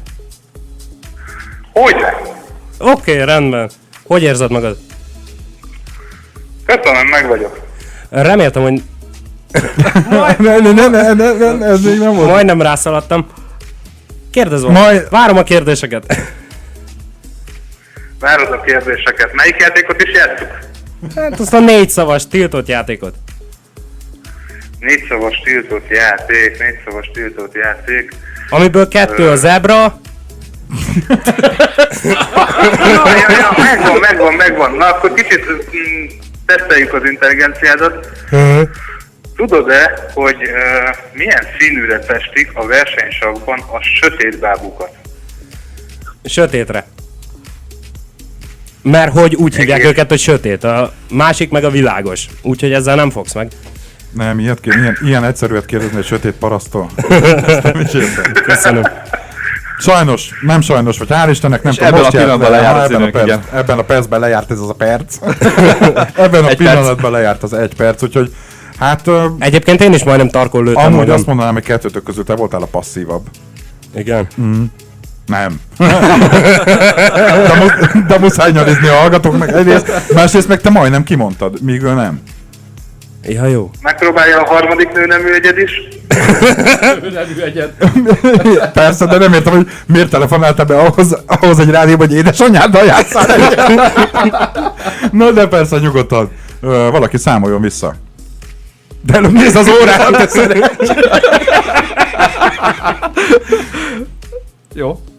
Hát de hangosan te Ja, szerencsés. 3, 2, 1, go! Na, Szöcske, ki kezdi? Kérdeztetek én, vagy kérdezel inkább te? Kezd csak nyugodtan. Kezdhetek én. Jó, mióta hallgatsz minket? Mármint úgy értve, hogy úgy általában mióta? Szerintem a kezdetektől. Akkor körülbelül 1 éve. Másfél, talán ez már. Lövésem sincs. Hogy tetszik az adás? Vannak jó napjaitok, vannak rossz napjaitok. A témák, amiket mostanában a Homér hoz, azok elmennek egy ilyen műsorban szerinted, vagy valamerre másfele kellene keresgélnünk? Miért? A Homér visz témák? Hát ezeket a témákat a Homér hozza, aha. Tehát ezt a szív alakúra műtött női mellett a 11 orgazmust. És szerinted saját tapasztalatából merít? Dehogy, a bulvárból. Hogy jó fele keresgélünk? Hát igen, Szöcske megnyerte ismételten. Hogy jó fele keresgélünk vajon, vagy milyen irányú témákat kellene hoznunk szerinted? Mi az, amit így este lelazulva a munka után az emberek szívesen hallgatnának? A 11 orgazmuson kívül. Múlt héten speciál kifejezetten elégedett voltam veletek. Ó, köszönjük szépen. Azért még egy tapsot Akármit mondhatsz, egyébként nem fogsz 2 darab pólót kapni, de a kisavazós póló az jár neki a 3XL-es méretben. Így van, mert mind a hármunkat legyűrted, ugyanis azt írja Csocsó, hogy én kimondtam a bármelyik tiltott szót. Na, hoppá. Jó, akkor meg fölhívjuk a Klassz FM-es picsát, hogy hallgassa végig. Hogy hallgassa vissza, mert van nekünk erre lehetőségünk, de egyébként nem kell, mert hogyha azt írják, hogy kimondtad, biztos nyilván kimondtad. Én vállalom. Amúgy odáig mondtad, hogy ne. Mi hiszünk a hallgatóknak. Mondtál, de hiszünk a hallgatónak, meg a tök mindegy, mert Szöcske amúgy is érdemelné, hisz mind a hármunkkal játszott. Így van. Tehát és akkor 3XL-es méretben egy korszellemes. Kisavazós. Ez itt a beépített reklám. Bocsánat. Na jó van, drágáim, akkor Köszönjük, tényleg pólót. köszönök. Küldjük neked, nem kell, hogy Engem egyeztes a kolléganőnkkel, mert ugye ismerjük egymást, föl foglak hívni, hogy mikor küldjük, vagy akár személyesen is odaadjuk nagyon szívesen. Nagyon szépen köszönjük a telefonálást, 5 perc múlva hívjál meg, így játszunk még egyen. Oké, Szia, szervusz, szia. Sziasztok! Na hát hallgatóink, hallottátok, hogy ez a játék félig meddig így zajlik, tehát akinek van bátorsága és mersze, egy óra múlva. Jó volt, Zoli, de te hamar tarkon lőtted magad, tehát De őnek ez a technikája. Én lefárasztom a hallgatót ahhoz, hogy Neki van egy ilyen játszani. taktikája, hogy pikpak kicsinálja saját magát, akkor a hallgatónak nem kell küzdenie, meg ő sem izzad tovább. így van. De egyébként te bírtad végig az 1 percet. Most függetlenül attól egyébként, hogy egyikőtök sem mondta ki a 4 tiltott szót, te bírtad a legtovább 1 percig, mert állítólag még nekem is sikerült kimondani, bár nem tudom, hogy hol. Csocsó, ha ezt leírnád, hogy hol mondtam Nem kell, ki. hát visszahallgatjuk, de amúgy meg nem kell őket támadni, mert ha megfigyelted volna például a nagyoknál vízfejű és társaira gondolok, hogy általában jogosan replikáznak, tehát amikor valaki beírja a műsorban, Jó, "Mi az hát Isten én van itt a elfogadom. levegőben, hogy ennyire kaparja a torkomat." De egyébként észrevettem, hogy valamikor egyszer ki akartam mondani, és gyorsan be is húztam a kéziféket, ott jött az, hogy akkor várom a kérdéseket. És végül kimondtad? Szerintem akkor ezek alapján ki. Hogy ki? Hát te, kimondtad? Igen. Igen, más nem, akkor kimondtad most. Jó, Ennyi. Na, fulladj meg nyugodtan. bocsánat, átnevezünk erre a szív alakú csöcsös témára zene után? Igen. Jó, akkor Fekete, menjünk el fehér, muzsikálni. Addig is cső. Olé. Kisavazó a Rádió Hélin. A mikrofonnál a kéz, az ego, ezt már ki sem mondom inkább. Radiohéli.com. Fülej ránk. Meg akartam várni a végét, az igazság. www.radioheli.com. De talán.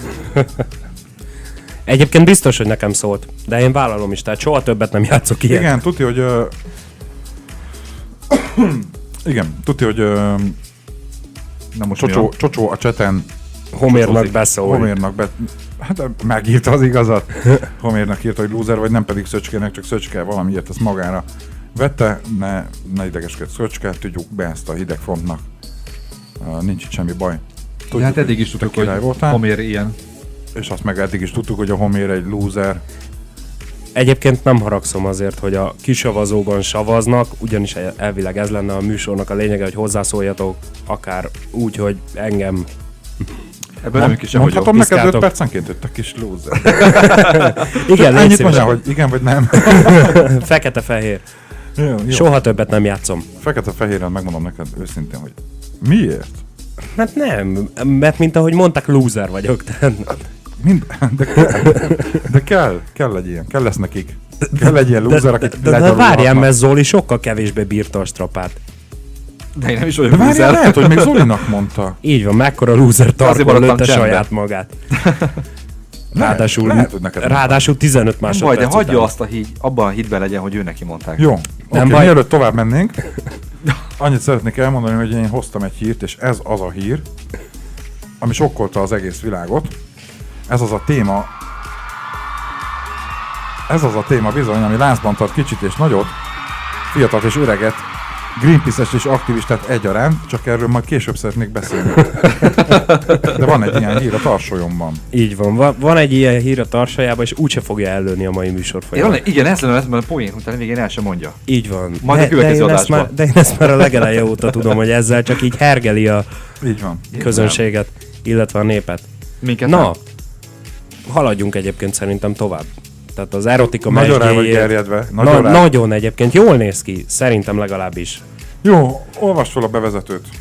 Felolvasom Kérlek. a Az első bevezetőt. sor. 52 éves viselője szerint nagyon cukik. A beavatkozás 30 perc és 140 000 forint, cserébe növelik a nők önbizalmát.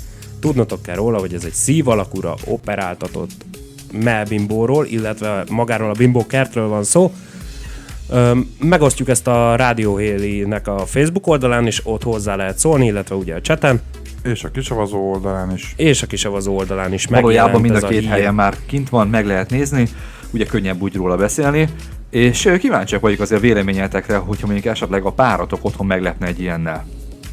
Józsi? Oda De hallgattál! én nem vagyok híve az ilyeneknek. Abszolút nem? Egyáltalán Tetoválásnak nem fog meg. se? Bár érdekes, hogy viszont egy műanyag kannát szívesen tartanék a kezeimben. A markomban, a tenyeremben. Tehát, hogy egy szilikon mellett nagyon szívesen megtapogatnék. De az ilyen... Nem. Jó, tételezzük föl, hogyha életet párja, Számomra ez ugyanaz a kategória, mint mondjuk a vámpírfog, vagy az a fölvágott száj, vagy a átkarikázott fül, tehát nem. Nem természetes. Na így van, de aranyos, hogy ezt kimondtad. na de most furcsa lenne egyébként, hogyha valami így születne, tehát természetesen így nézne ki, mert akkor... Mondjuk igen, tehát a szilikon sem természetes. A és szilikon mégis megfognád. csöcs sem az. De akkor mi akkor most prűdök vagyunk? Nem, csak Józsi az. Én vállalom. Én egyébként, nekem szimpatikus az ötlet, jól is néz ki, egyébként nincs benne semmi kivetnivaló, sőt valószínű, hogy a mellek is műanyagból vannak, ahogy így rájuk nézek. Az Hát igazság, hogyha hogy 52 éves a viselője, és ez az övé, tehát ez saját kanna, akkor azt tudja, hogy a szilikon. Ugye? Azt mondtad. Azt Igen. írja, hogy 52 éves. Hát nézzétek már meg, de ott a száj is szilikon, rendesen. ugye? A szájat, igen. Hát mondjuk a bánat tudja, de biztos egyébként. Nem, az biztos, hát itt van fejjel lefele fekszik az alsó képen, az alatt lévő képen, és ugyanúgy állnak a kannák, mint a felső képen. És egyik nagyobb, mint a másik. De ugye a kérdés arról szólt, Józsi, hogy mit szólnál hozzá, Így hogy a van. párad hazajönne egy ilyennel és beállítana. Nem jönne haza. De most tételezzük fel, hogy hazajönne. Ne tételezzük. És a szilikon mellel? Az más. Most mondta, hogy azt szívesen megfogdosná. Azt Na, az más. Fogtál már szilikont? Nem. De kérem, hogyha hallgat minket olyan, akinek szilikon implantátum van beültetve, egyszer, csak 40 másodpercig mindenféle hátsó gondolat nélkül, hadd tapogassam már meg. Állítólag olyan érzete van, mint hogyha igazi lenne. Biztos, hogy nem. Hát ezt nem tudhatod. Fogtál már? Nem. Tehát nem tudhatod ezt igazából, de még én sem. Tehát A gumi óvszerek jó része szilikonnal készül, vagy szilikonból, vagy szilikon bevonattal olyan, mint hogyha igazi lenne? Az érzet közben? Nem, hát nem olyan. Na. de furcsa összehasonlítás volt. Mert Szilikon, az egyik szilikon. rajta van, a másik meg benne. Miben? Hát a keblekben. Ja, hogy értem. Tüdő. Értem. Soroljam Miért? meg? Nektek tetszik? Te örülnének, hogyha Pánrod Zoli egy ilyennel állítana haza? Nem, én is. Kettővel? Én is. Jó, Már ne jó egy esetben két kettővel jó. ilyennel állítana haza? Én is prűd vagyok. Én nem vagyok prűd, hát egy csomó minden érdekel. Például a szilikon mellek. Például a szilikon mellek, igen. Nem, én ragaszkodok a természeteshez ilyen téren. Szilikon mellek sem? Hát de mondjuk oda már hova? Tehát azért ismered Az a baj, bájos érted, nejét. hogy ugye szilikon mellett azt teszed be, akinek ugye mondjuk nem olyan nagy méretű. És azért abban gondoljatok bele annak az egészségügyi részében, hogy amikor betetetik, akkor még azzal te nem nagyon tudod fogdosni. Nem, hát Zalatnainak is például kisebbre vették, és szilikon Jó, van benne. de értem, de az a lényeg benne, hogy amikor megtörténik a műtét, akkor gondolom még 6-5-8 hét éve nem tudom meddig, nem nincs Hát de fogdosás. utána igen. Utána jó, korlátlan tipitapi van. Meg aztán tudod kivárni meg azt a 6-8 hetet. Jó, értem. De ez nem jó, mert akkor összedurrantod. Tehát akkor nincs semmi értelme, Nem, az a hogy seb nem berakatod. gyógyul meg a vágás. Homi. Látszik, hogy mi fiatal. Nem azért kell várni, mert úristen, azt Jó, hittad, hogy azt hittad, hogy ezt műtét előtt fölfújják, Magyarázd már neki, mi a szilikon, mert szerintem nem tudja. de De ez hogy tényleg, ez hogy mondhatsz ekkora... Úristen. Tényleg Igen, is loser. értettem, a sarokba ültem, és háttal fordulok a mikrofonnak. Jó. A hallgatókat kérdezzük meg, írjátok meg a chatben. Írjátok meg a csácsán, és osszátok meg a Facebookon, hogy szerintetek milyen ez a Csecs. kebel. Mert hogy ugye minket megoszt. Nekem tetszik, a másik két prűdnek nem. És hogy azért szeretnénk. De akkor igen, ennyi menjeteket erővel viselni. a tetoválást elbírjátok viselni? El. Ugyanezen a csecsen van tetoválás, és egyébként, ha megnézed, Nem, az a karján kezén van. Igen, a karján Kezén. van valami, hát jó, de az Kéznyomok. Csecshez tartozik, azért Na mondtam. de várjál, az felhívás keringőre az a sok tenyérnyom? Nem tudom. De hogy az például tök jó pofa, meg én amúgy is szeretnék magamnak egy tetoválást. Milyen tetkót raknál fel? Én kínaiul íratnám föl magamnak azt, hogy Ketchupot. 3 éves kor alatt nem ajánlott. Jó, értem. Az egyébként benne van minden kindatojásban is kínaiul, meg még 1000 másik nyelven, de nem. De megfejtetted, hogy melyik sor Amúgy volt az. mandarini írásjeleket használnék valóban. Szerintem hátul a teljes vádlimra azt íratnám föl, hogy köztetek járok, de nem ide tartozom. Közterület. Igen, azt ide a mellkasára tetováltatnál. Igen. Igen. Nem, az, hogy köztetek járok, hogy közöttetek járok, hogy itt járok köztetek, de nem ide tartozom, ezt szerintem ismertek már annyira, hogy ez úgy azért igaz rám. Homér? Sem. Már hogy szeretnék-e tetoválást? Igen. És ha jön, Igazából akkor mi? gondolkodtam rajta, mert hogy elég nagy a reklámfelület, elől-hátul. És ezt egyébként annak idején a kollégiumban egy tanár szóvá is tette nekem, aki tetoválással foglalkozott, tetováló művész volt, és ő mondta, hogy hát mekkora reklámfelület, és hogy miért nem megyek el a szalonjába, az elsőt ingyen csinálná. Azóta is tépelődök ezen, igazából Ráérsz még, hát egy De nem. 8-10 év telt el azóta, szerintem ne kapkodd ezt nem, el. egyébként csak 7, de Könyvre lesz. de egyébként Kedves igazából hallgatói, meg mivel, vagyok áldva ezzel a két emberrel. igazából mivel alacsony a fájdalom küszöböm, ezért nem biztos, hogy végigbírnám, Na, ezt tesztelni fogjuk egy adásba. és sikítanék, mint a fürdős pák. Tehát Jó, de hogyha mégis, akkor mit tetováltatnál magadnak? hát akkor valószínű, hogyha én jövőben... koncentrálok, szerintem te egy szív alakú Melvin volt. Így van, 2 szív alakú melbimbot fogok magamnak csináltatni, de nem. Tervben van, hogyha lesz, és lesz ugye utód, akkor valószínű, hogy a gyereknek a neve lesz valamelyik karomra Hogy tetováltatva. el ne felejtsd. Egyrészt. És a dátumot nem? várjál, és a belső felére pedig a születési dátuma. Tehát hogy mindig meg... Mi az komoly? Nem mondjuk a vállára a gyereknek a nevét. Várjál, hova írtam föl? Itt van a vállamon. Vállamon, gyere ide! És 10 gyerek van. Ja, Az, tényleg, hogy 10 velük gyerek? kell levet le, válira, fenékre. Hát akkor tele leszek. Bár ahogy Homért elnézem, nem hogy 10, de egy se lesz. De mindegy, igen. Kösz. Hát Igen, igen, az, hogy mert- nem igyekezel. Beszélgettünk egyszer, nem tudom, valamelyik adásban emlékeztek rá, a tévézés felezi a spermaszámot. Akkor Homér rá, már semmi nincs. Ugye? Igen, mennyi a spermaszám felezési ideje? 30 perc barátok közt, Tomi? 30 perc barátok közt, ja. És erről jut eszembe, hogy ezeket az adásokat lassan meg lehet hallgatni, mert hogy van ám a Kisavazónak mostantól egy pár napja YouTube csatornája, amit majd szintén megosztunk mindjárt mind a Kisavazó Facebook oldalán, illetve a Rádióhéli Kisavazó a Rádióhéli Facebook oldalán is a Kisavazó YouTube csatornájának a linkjét, Laci? Úristen! Léci Zoli! Tehát a Léci Zoliból összehoztam azt, hogy Loci. Loci, oszd meg, kérlek. Az a lényeg, hogy már 2 darab fönt van ezen Már a YouTube 2 adásnál csatornán. igen sikerült megvágnunk, mert az előzményekről tudnotok kell, hogy föltöltöttem én oda 2 vagy 3 adást is, de 3 percen belül a YouTube mind a 2-t letiltotta a zenék miatt, ugye a zenei jogdíjak miatt, az előadók okoskodása miatt le lettek tiltva, úgyhogy letöröltem őket, megvágtam 2 adást, a teljes zenei tartalom eltűnt belőlük, és csak a nyers szöveg hallható is 1,5 óra körüliek, úgyhogy De azért ez mekkora, nem? Tehát, mint rádió, effektív fizeted a jogdíjakat, és utána a műsor, amit föltöltesz, és igen, esetleg de az zenei oldal- tartalom van benne. De az oldal, ahova föltöltöd, az a YouTube tulajdona. És ő neki kell felelnie azért, hogy ott mi jelenik Mi a meg. tartalom? Érted? Jó, oké. És a YouTube meg valószínűleg nem fizeti a zenei jogdíjat, mert minek fizessen. Ahhoz képest tele van zenékkel. Valószínű, hogy egyébként szerintem azért fizet valamit, mert reklámbevétele viszont eszméletlen van. Akkor csak én azt nem értem ezt az eljárást, hogy a mi felvételünket észrevette a program, hogy van benne zene, teljes zene, és ami konkrétan egy zenét feltöltesz, akkor azt nem tiltja le? De, letiltja. Meg kiadója akkor hogy vannak válogatja. fönt? Kiadója válogatja. A mostani zenék.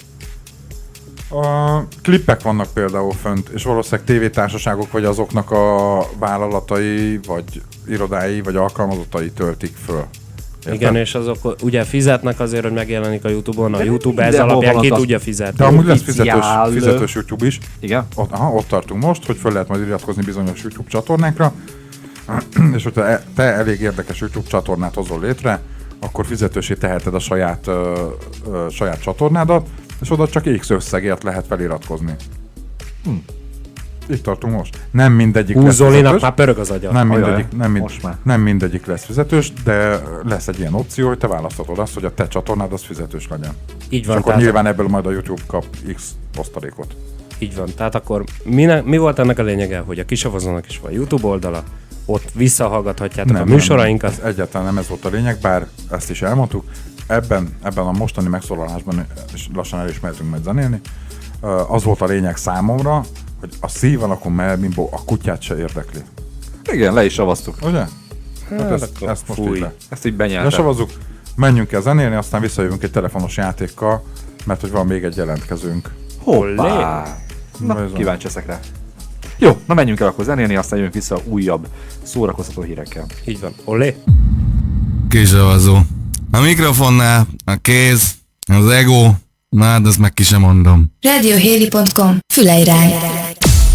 Nagyon kemény volt ennek a zenének a levezetője. Ez pedig a Rádió Hélin, A Kisavazó című műsor a mikrofonoknál. Homér, Ego! hát mi hárman. Mi három, igaz? Mi hárman is a jó. Elénekeljük a felvezető zenénket? Elénekelhetjük a felvezető zenénket, de én előtte szeretnék még annyit elmondani, hogy hoztam egy hírt.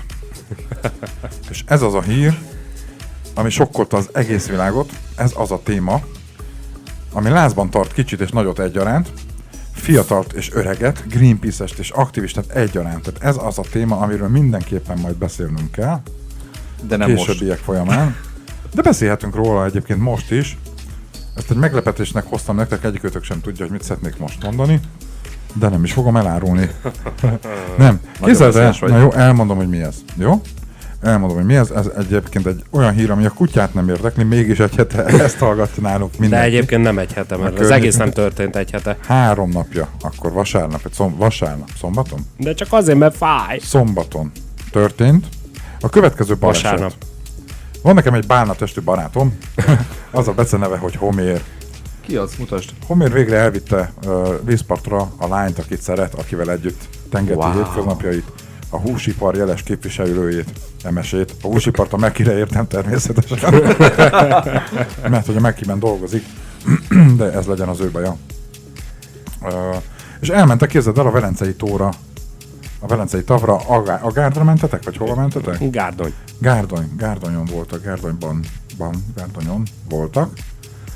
Fürdeni, pancsizni, raktak fel aranyos képeket a Facebookra, nem linkelem be, nem vagyok annyira köcsi, de hogy raktak be aranyos képeket a Facebookra, és képzeld el, hogy nem, ez alatt az egy nap alatt, amíg ők lent voltak a Velencei tavon, és fürcsiztek, pancsiztak, jól érezték egymást, ez alatt az egy nap alatt Homérnak a háta leégett. Ha csak a háta méget volna le. Megfogta a nap. És képzeld el, hogy ez az a hír, ami sokkolta az egész világot. Ez az a téma, ami lázban tart kicsit és nagyot, fiatalt és öreget, Greenpeace-es és aktivistát egyaránt, mert hogy konkrétan 4 napja ezt halljuk, hogy ő hogy leégett, hogy hányfajta kezelést és milyen módon kapott rá, hogy mennyire nem tud aludni, és hogy mennyire fáj, és hogy még a kollégái is hátba veregették, és tattarattarattarattarattara. Komolyan. Arranka fejezd be, kérlek. De egyébként tényleg Igen, fáj. egyébként ez jó volt ez a hang, ilyen hangja van egy hete. Homérnak, hogyha valaki hozzáír. És nem tudtam, hogy olcsam le, hogy mondjam, ne nyavajogjál már, mint egy fürdős vak. hanem egyszerűen azt találtam ki, hogy fölfújom ezt a hírt, mint egy lufit, és szerintem érezte már egyébként, mert ő kiszúrta, hogy miről akarok beszélni, de följegyeztem magamnak ide 2 Kár szót. volt.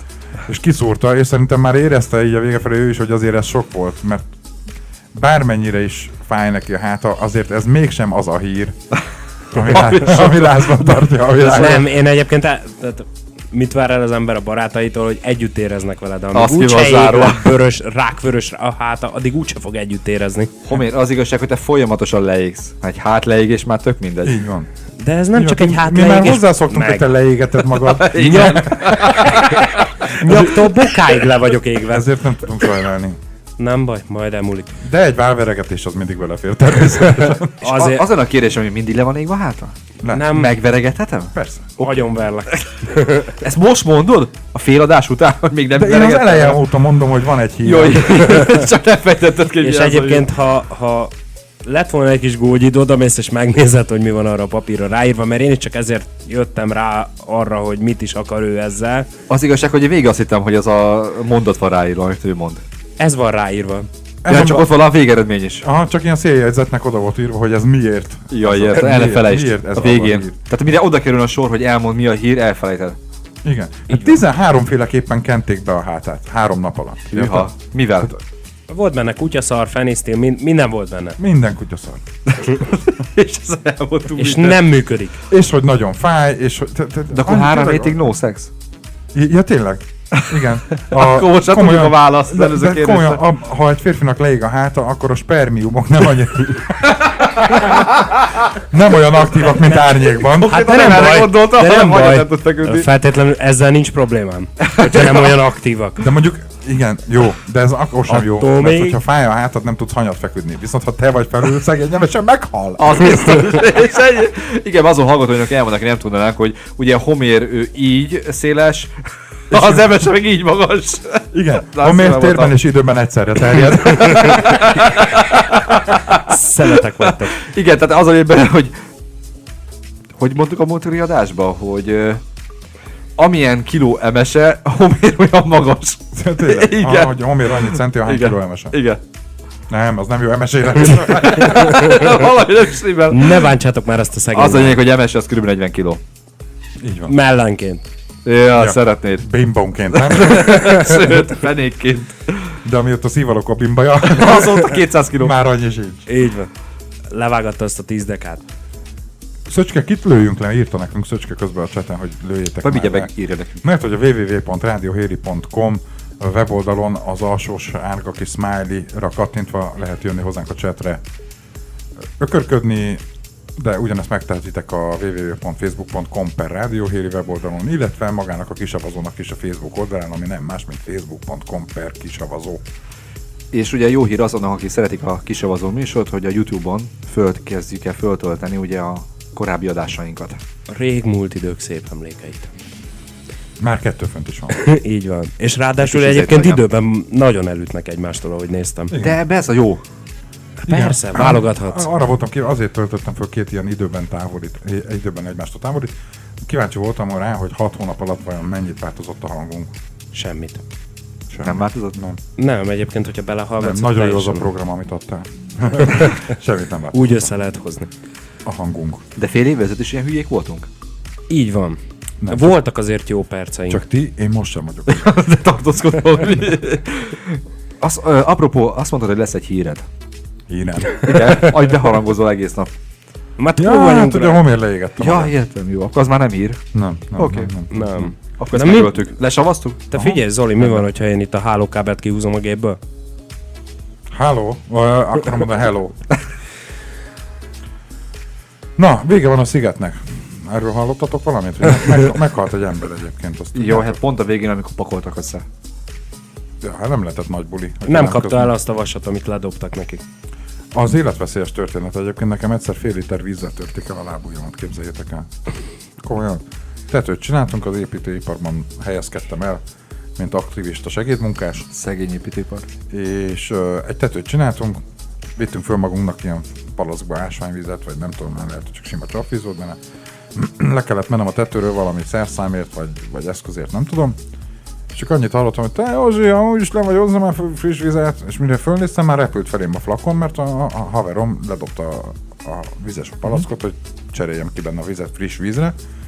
Nem tudtam már elkapni, de ahogy nyúltam felé, azért lelassítottam, átcsúszott a két kezem között, a két tenyerem között, és ráesett a kislábujjamra, és fél liter víz eltört a kislábujjamra. Mondhatjuk ezek alapján, hogy rossz a csontozatod?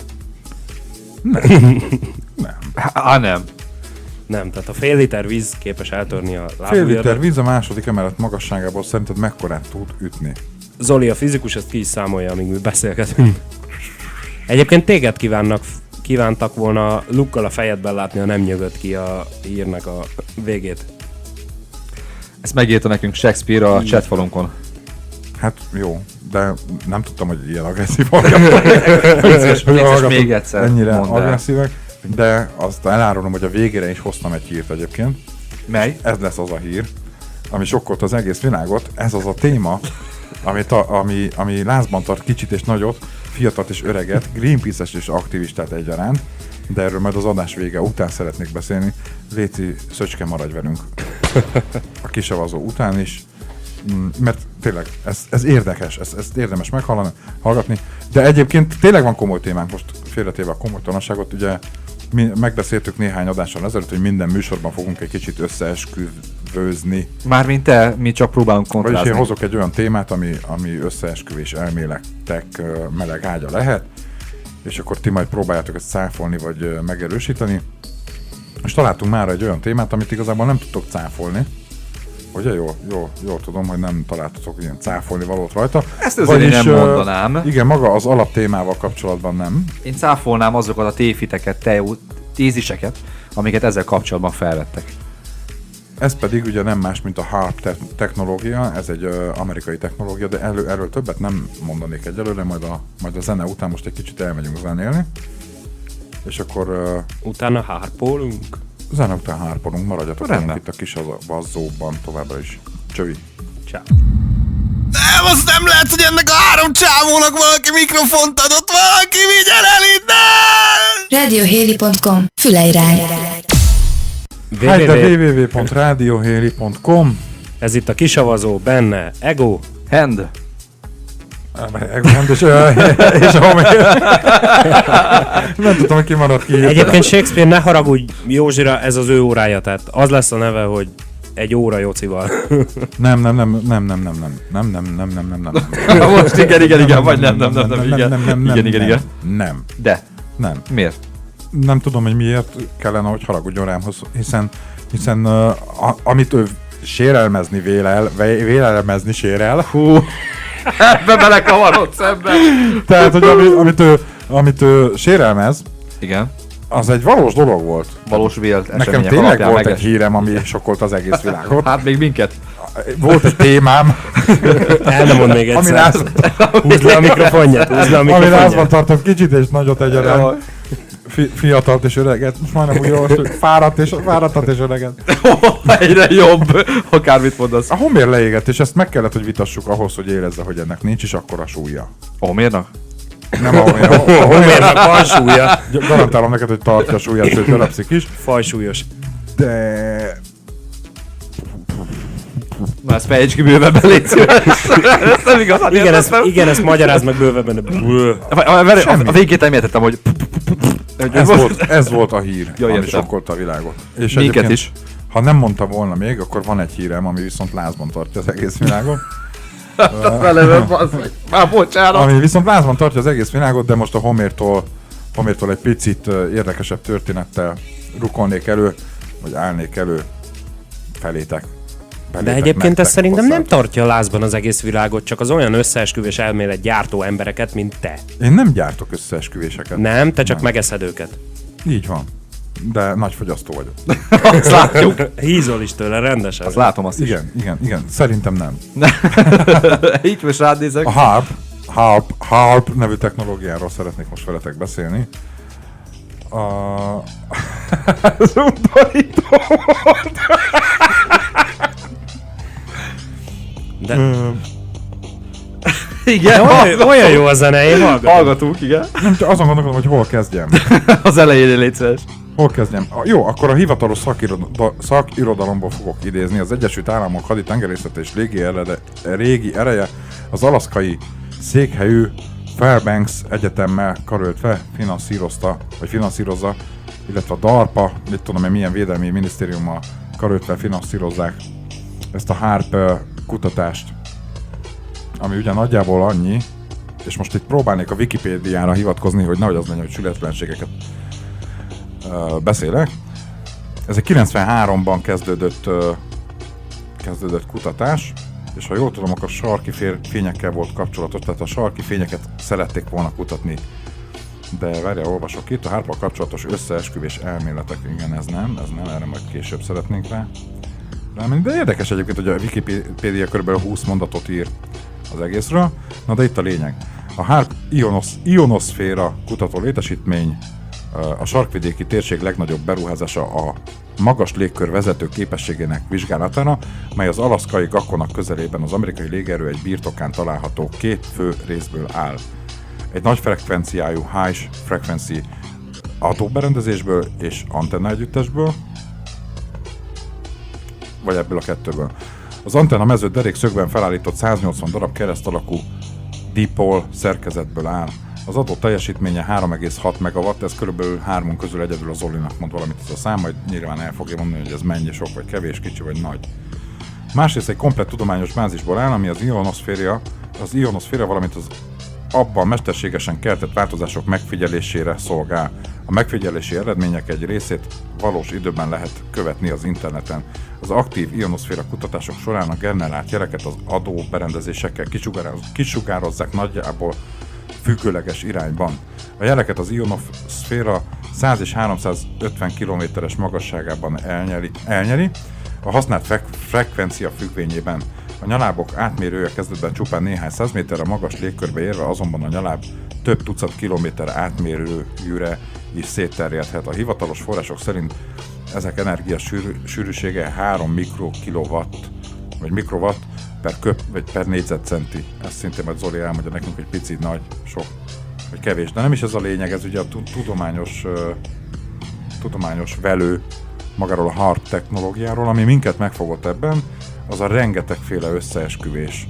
Aminek egyébként mindegyiknek az az alapja, hogy ugye megy a titkolózás, állítólag megy a titkolózás, de itt lejjebb írja, amiben majdnem beleolvastál, hogy nem titkolóznak, ugyanis nyári iskolás táborokat szerveznek ebbe a kutatóegységbe. Tehát meg lehet látogatni effektív nyílt napok ezt keretében. Már nem, mert 2 vagy 3 héttel ezelőtt azt olvastam, hogy ezt a bázist konkrétan bezárták, de egyébként úgy tudom, hogy több 100 van már szerte a világon. Tehát látogathatók egyébként ezek a bázisok, pont azért, mert ugye rengeteg egyetem támogatja, ott van alatta, hogy... Itt rögtön megcáfolnának, vagyis nem tudlak megcáfolni, mert lehet, hogy látogathatók, de elmondom neked, hogy körülbelül egy gyógyszergyárban hogy néz ki egy ilyen látogatási nap. Jobbra láthatják a titkárnőket, balra pedig a gépeket, amikkel a gyógyszereket gyártjuk. Tehát, hogyha tudja, hogy olyan részletekbe téged nem fognak beavatni, amiben nem akarnak. Tehát nekem egy ilyen nyílt nap az igazából nem nyílt nap, hanem pontosan, hogy szemfényvesztés. Valamit megmutatunk, hogy azért a paraszt elégedett legyen, de... Igen, mert az igazság, nem fogod hogy látni egy ilyen helyen, abban biztos vagyok. a Facebook oldalunkra föltettük ugye magát ezt a részben egy részét ennek a hírnek, és ugye ehhez tartozóan egy képet, ahol ugye látszik azért az, hogy ez az antenna, ez eléggé nagy alapterületen helyezkedik el, antenna rengeteg. Tehát ez azért nem egy olyan történet, amit el lehet úgy nagyon titkolni. Tehát ez nem olyan, hogy elteszem egy 51-es körzetbe, vagy bárhova, és csak azt mondjuk, hogy na innentől kezdve senki nem mond semmit, nem lehet látni. De jó, hogy pont az 51-es körzetet mondtad. Emlékszel, hogy amikor lezuhant az UFO, akkor is a meteorológiára fogták, hogy ez nem is egy UFO volt, nem is egy idegen űrhajó, Gömb. hanem hogy egy meteorológiai léggömb volt.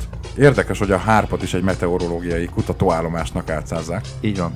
És itt jön benne a lényeg az, amiben meg is akarom cáfolni, hogy mindenki arra próbálja ráhúzni, hogy ezzel a légkörökben lévő akár viharokat, esőket, földrengéseket, vagy bármit ugye manipulálnak ezzel a rendszerrel.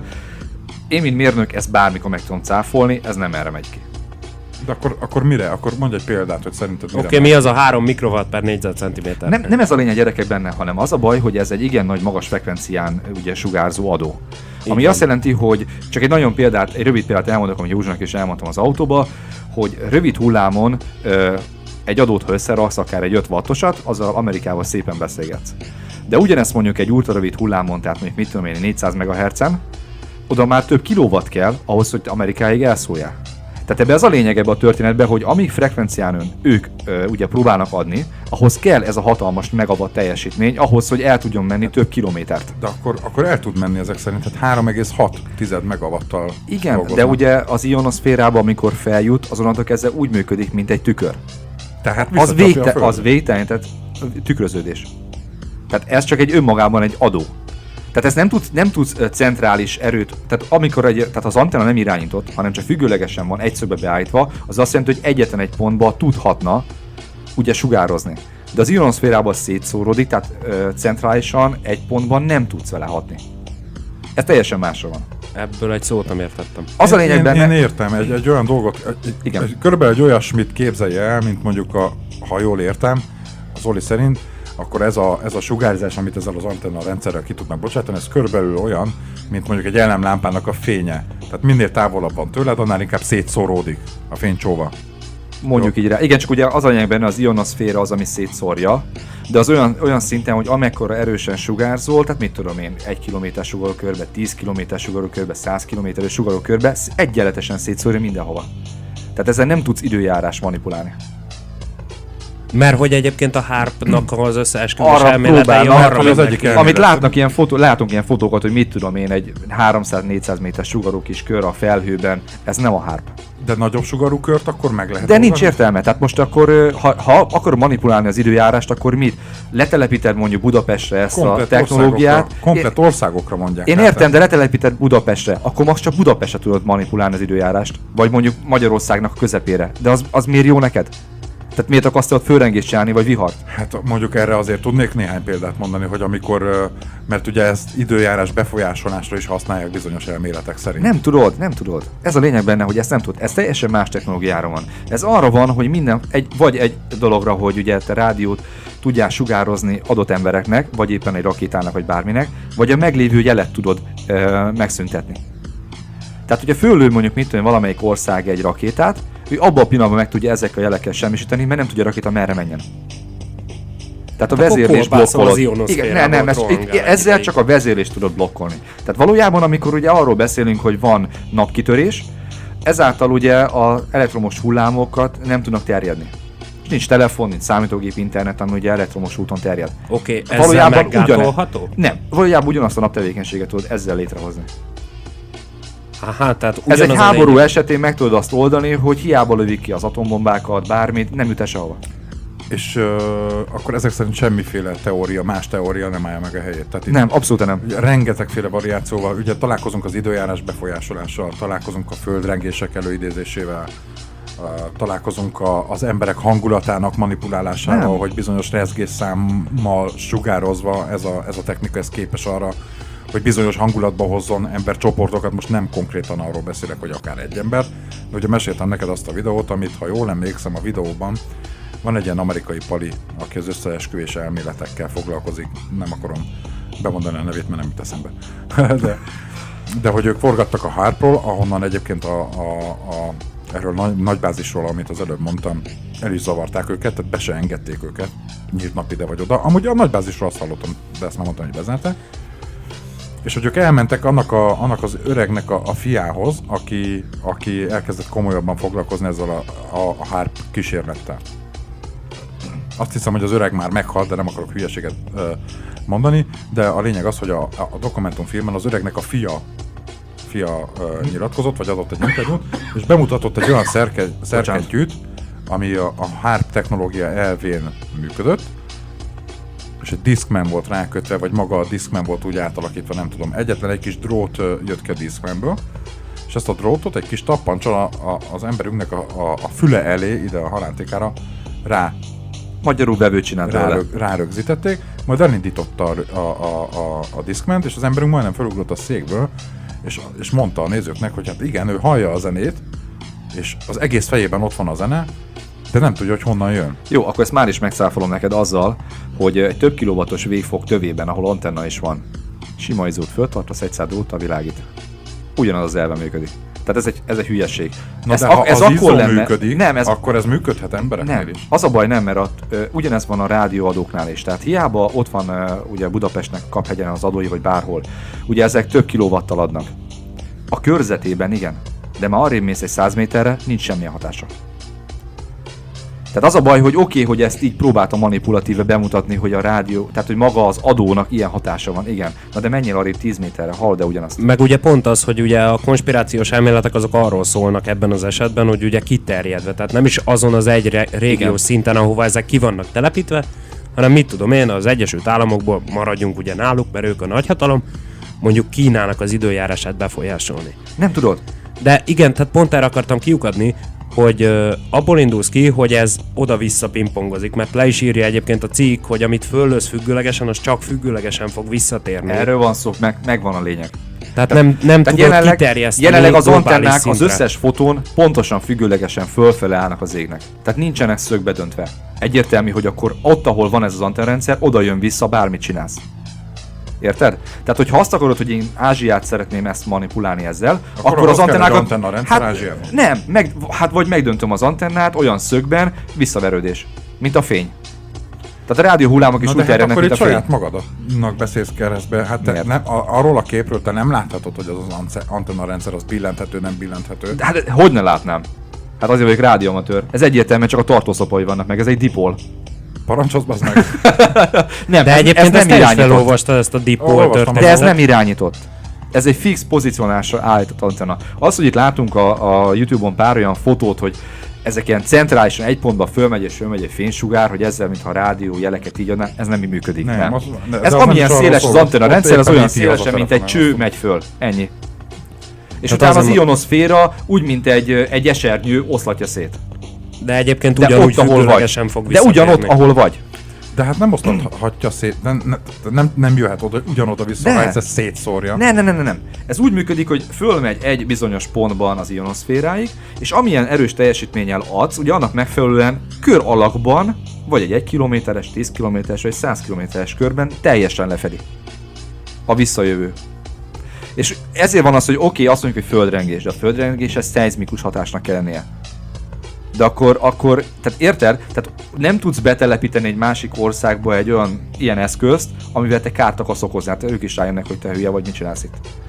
Most az, hogy most Amerikában, vagy mondom másik országban egy ilyet létrehoznak, akkor az a saját ottani lakosságát fogja érinteni. Erre ugye láttunk olyan képeket, ahol gyönyörűen berajzoltak ezeket a hárpok, hogy lételtek hozva, hogy ilyen delta rendszerbe. Az egyértelműen az oda vonatkozik.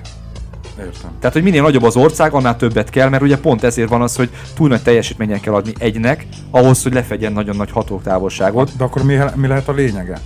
Hát akkor, hogyha abból indulok ki, amit Zoli egyébként Mert ideig elmondott, igen, akkor amit így ideig elmondta, ez mondjuk egy kitűnő rádiófrekvenciás védelem. Védelmi fegyver, lehet mondjuk rakétatámadások, vagy műholdas támadások esetén, vagy mondjuk egy támadás esetén a világűrből valamilyen űrfegyverrel, mert ugye Igen. az sem kizárt. De akkor ezen kívül mi?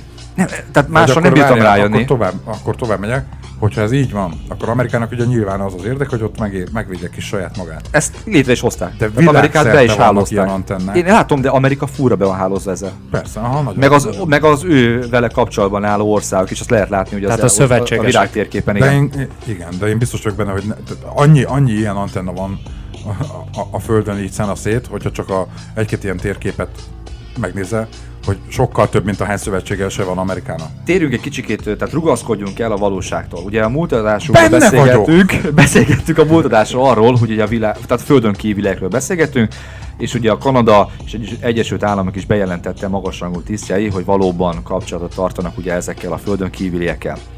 Mit csinál egy földön kívüli, ha mondjuk meg akar szállni egy bolygót? Az első dolog a kommunikáció megbénítása, vagy átvétele. Hogy történik kommunikáció megbénítása? Az összes műholdunkat vagy blokkolja, vagy átvesz az irányítását. Ezáltal meghaltál. Mert sajnos ráépítettünk mindent a műholdra. Mondani, az körülbelül annyi, hogy mondjuk a HARP technológiából te inkább kinézed azt, hogy az USA megbénítja a világon létező összes műholdat, mint azt, hogy mondjuk földrengést idézzen elő, vagy időjárás befolyásolja. Inkább 50%-ben kommunikációs háborúval Nem, való. részben 50%, másik 50%-ban, mivel hogy ezek adók, információkat tudnak sugározni az emberek felé. Miután a műholdaink ugye meghaltak. Milyen emberek? Mármint, hogy az emberek... Már most Átvehetik. akik ugye mennek a tengelyjárókkal, anyahajókkal, oda tud információkat adni. Igen, csak mondjuk az érdekesebb a történetben, hogy van ezeken a telepeken egyetlen egy darab vevő. Tehát magyarul most nem tudom, hogy ellenőrzik, amit csinálnak, és azért van a vevő, de ugye akkor ugyanilyen technológia kéne mondjuk legyen egy hajón, vagy bárhol vissza tudják sugározni. Egyébként szerintem valószínű, hogy ez még nagyon csak teszt fázisban van. Vevőkkel rendelkező hajókról nagyon sok fénykép van. Igen. Na de vajon az csak venni tud, vagy továbbítani is képes? Hát ez a kérdés. Mert hogyha továbbítani is képes, akkor ugye már megdőlt az, hogy ezt nem lehet célzottan. De nem azt, hogy célzottan, tehát most akkor képzeld úgy el, hogy mondjuk mit tudom, hogy minden egyes antenna mondjuk tud egy 10 kilométeres kör alakot lefedni. Ahány antenna, ugye értelemszerűen úgy tudod 10 kilométeres köröket arrébb vinni. De ez mindig csak oda. Tehát azzal nem tudom mondjuk Ázsiát, vagy mit tudom én, Japánt. Csak hogyha mondjuk odaáll egy ilyen hajó. De azt meg ugye észreveszik. Örülök, hogy ezt mondtad. Egyébként pár hónappal ezelőtt... Látod már? Mindannyian megfulladunk egyébként a mai adásban. Igen, nekem van gyanús. Józsi, te vagy egy összeesküvés. Miért hoztad a TBC-det ide? Valami nekem gyanús. Mit sugárzunk hallgatók felé? Ezelőtt volt egy konfliktus Észak-Korea? Erősködött az atommal? Így van. Vagy Dél-Korea? Nem is tudom már még. Észak-Korea, ugye? Így van. Erősködött az atommal, és mondta, hogy ha őket bárki megtámadja, akkor majd nem fog egy pillanatig sem habozni, hogy gondolkodni azon, hogy az atomhoz nyúljon-e vagy ne. Tehát, hogy használjon-e atomot, vagy sem. Hát most gondolj bele, ez hogy egyébként... Majd most nem, ilyen pikpak nem fogom tudni neked megkeresni, és ha tudtam volna, hogy ilyen irányba megy el a beszélgetés, még hogy egyáltalán ezt a mondatot kimondott, hogy kellenek hozzá ezek a hajók, meg a jelerősítő, meg tattaratara, akkor nyilván megkerestem volna, de majd privátban azért átküldöm. Megjelent egy cikk, miszerint Észak-Korea fenyegetőzése, vagy nagyszájuskodása, vagy nyálverése után pár nappal Korea partjainál hadgyakorlat címen megjelent egy amerikai hajó, rajta egy ilyen bitang nagy gömb alakú antennával. És nem sokkal később egy 7-es erősségű körüli földrengés rázta meg Észak-Koreát. Egyébként ott dől meg az összeesküvés elméletet, hogy azért ez az észak-koreai, dél-koreai, kínai part, ez egy baromi nagy, hogy hívják, két tektonikai vonal mentén helyezkedik el, tehát ott bármikor lehet földrengés. Jó, de azt ugye szónikusan elő tudod idézni. Tehát ott, ahol már eleve a rétegek olyanok, hogy magában több a földrengés a lehetőség, a szónikusan azt elő tudod idézni. De ezzel a frekvenciával nem tudsz szonikust. Mert tehát az a baj, hogy ha antennát felállítasz, onnantól kezdve a frekvenciát bármikor be tudod mérni. Tehát bárki bármilyen vevővel tudja ugyanezeket a jeleket venni. És azzal a frekvenciával, amivel ezek adnak, azzal nem tudsz szónikust. De hogyha az így van, hogy tényleg bárki bemérheti, meg bárki megfejtheti, megnézheti, tattaratara, akkor miért nem jelenik meg egy olyan hihető, hiteles információ másik oldalról? Miért van az, hogy mindig csak a HARP kísérletet folytató szervezetek, vagy cégek nyilatkoznak, és te nem találsz sehol egy olyan idézőjelben maszek cég által összeállított leírás, hogy a HARP az erre és erre van, és onnan tudjuk, hogy bemérhető. Azért, mert ugye pont benne van a cégben, hogy ez katonai, tehát felrészben a katonaság támogatja. Igen, és minden, ami katonai... És innentől kezdve már nem fogod tudni. Nem fogják engedni, mert nem bízhatsz meg senkiben, vagy pedig Józsi, működünk. Az nagyon jó, hogy erre ráhúzták azt. És mi van akkor összeesküvés? Mi van, ha erre húzták rá arra a technológiára, hogy ez okozza a különböző égi jelenségeket vagy földrengéseket, és közben nem. És elfeded afelől, ami valójában okozza.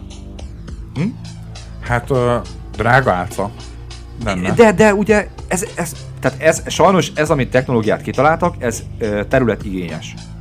És több elemet kell tartalmaznia. Így nem tud eltitkolni. Jöntek ezzel mindenki érdeklődni fog, kénytelen vagy valamit csöpögtetni, hogy mi ez, hisz az emberek azért nem hülyék most, meg már főleg amióta ugye ilyen csatornáink vannak. És ezzel könnyebb egy ilyen ráültetni bármilyen összeesküvés elméletet, csak ők is elég, ha elhintik. És közben van egy picike kis szerkezet, egy hajó vagy bármi, ami viszont előidézi azt, amire tényleg való. Igen. És ez nem az. Biztos, hogy ennek van valami, amit mondtam elektronikus úton, valami jelentősége ennek az antennarendszernek. Tehát azon azért egyet értesz, hogy valószínűleg nem a sarki fény kutatására, vagy az ez 1000% hogy nem. 1000% hogy nem. De inkább védelmi fegyvernek tűnik, mint sem időjárás. Igen. És nem kell félnünk attól, hogy holnaptól mondjuk Magyarország mély depresszióba zuhan, mert Alaszkában megkapcsolták a HARP-ot. Ezt nem tudom így cáfolni. Nem tudom cáfolni, mert most ugye kérdés, Pontosan így születnek. kérdés az, hogy ezzel az annyira antennával... köcsög vagy, hogy De egyébként a kérdés, magyarok hogy egyébként igen is vagy nem? depressziósak. Nem, azért nem tudok rá válaszolni, mert nem tudom, hogy az antennával milyen frekvenciatartományban lehet sugározni. De írta a Wikipédia, nem? Hát most ezt így már fejből meg nem mondom neked. 3,6 megawatt. Az a teljesítmény, Az de a a teljesítmény. frekvencia sáv, ami az antennával lehet, mert az antennát hangolni kell. Azt. És akkor mi impulzust adsz, és azáltal az embereket manipulál folyamatosan? Tehát, hogy azért hozták létre az országok szélein, és hálózták be a teljes világot, hogy egy gombnyomással tudjanak sugalni, igen, vásárolj, Amúgy vásárolj. nem, hanem inkább az, hogy legyél tompa. Tehát, hogy ne lázadj, és ezt a békát még nyerd le, és ezt még bírt ki, és ezt még viseld. Akkor Magyarországon tuti van ilyen antenna. Na de viszont ez... Amúgy sokan állítják, ha nem, igen, hát ezt az antennás dolgot ezt nem, mert ugye nyilván ez csak egy hozzáértő szakember tudja így megfogalmazni, hogy ahhoz, hogy én itt kapjak harpot az agyamba, ahhoz kell ide egy harp antenna, de egyébként nem kizárt, hogy van. De most nem... A gyereket az ionoszféra 100 és 300... Nem találom, hogy... függvényében egyébként azt írja, de egyébként azt nem írja, hogy milyen frekvenciatartományban sugároz. Na hát ez a lényeg. Annyit tudok ehhez még hozzáfűzni, és azt mindenképp, hogyha azt mondtad, hogy ez egy költséges elterelés lenne, akkor azért ez egy költséges emberbódítás is, mert azért 3,2 milliárd dollár per év, az nem biztos, hogy megfinanszírozható. Most idéznék a Men in Black filmjéből, tehát hogy $100 egy budi. Na mindegy. Igen, egyébként az nem a Men in Black volt. Melyik volt? Az a függetlenség napja. Tényleg. Önök tényleg Igen. elhitték, hogy $100 kerül egy WC ülőket? Igen, tehát... Igen. Hát pénz az biztos, hogy van rá, tehát tudja, hogy a manit azt elő tudják arra teremteni, amire akarják. És De túl költséges bódítás lenne ez azért. Tehát nem térül meg. dehogy nem. Miben? Hát abban, hogy hosszú Érted? Tehát most nyilván nem azért, ha mondjuk ebből egy szó is igaz, ebből a besugározzuk az emberek agyát bizonyos frekvenciával, csak azért, hogy egy picit lebutítsuk, letompítsuk őket, hogy ne legyen olyan magas az ingerküszöbük, hogy ne kapják föl a vizet, hogy ne lázadjanak, hogy tataratara.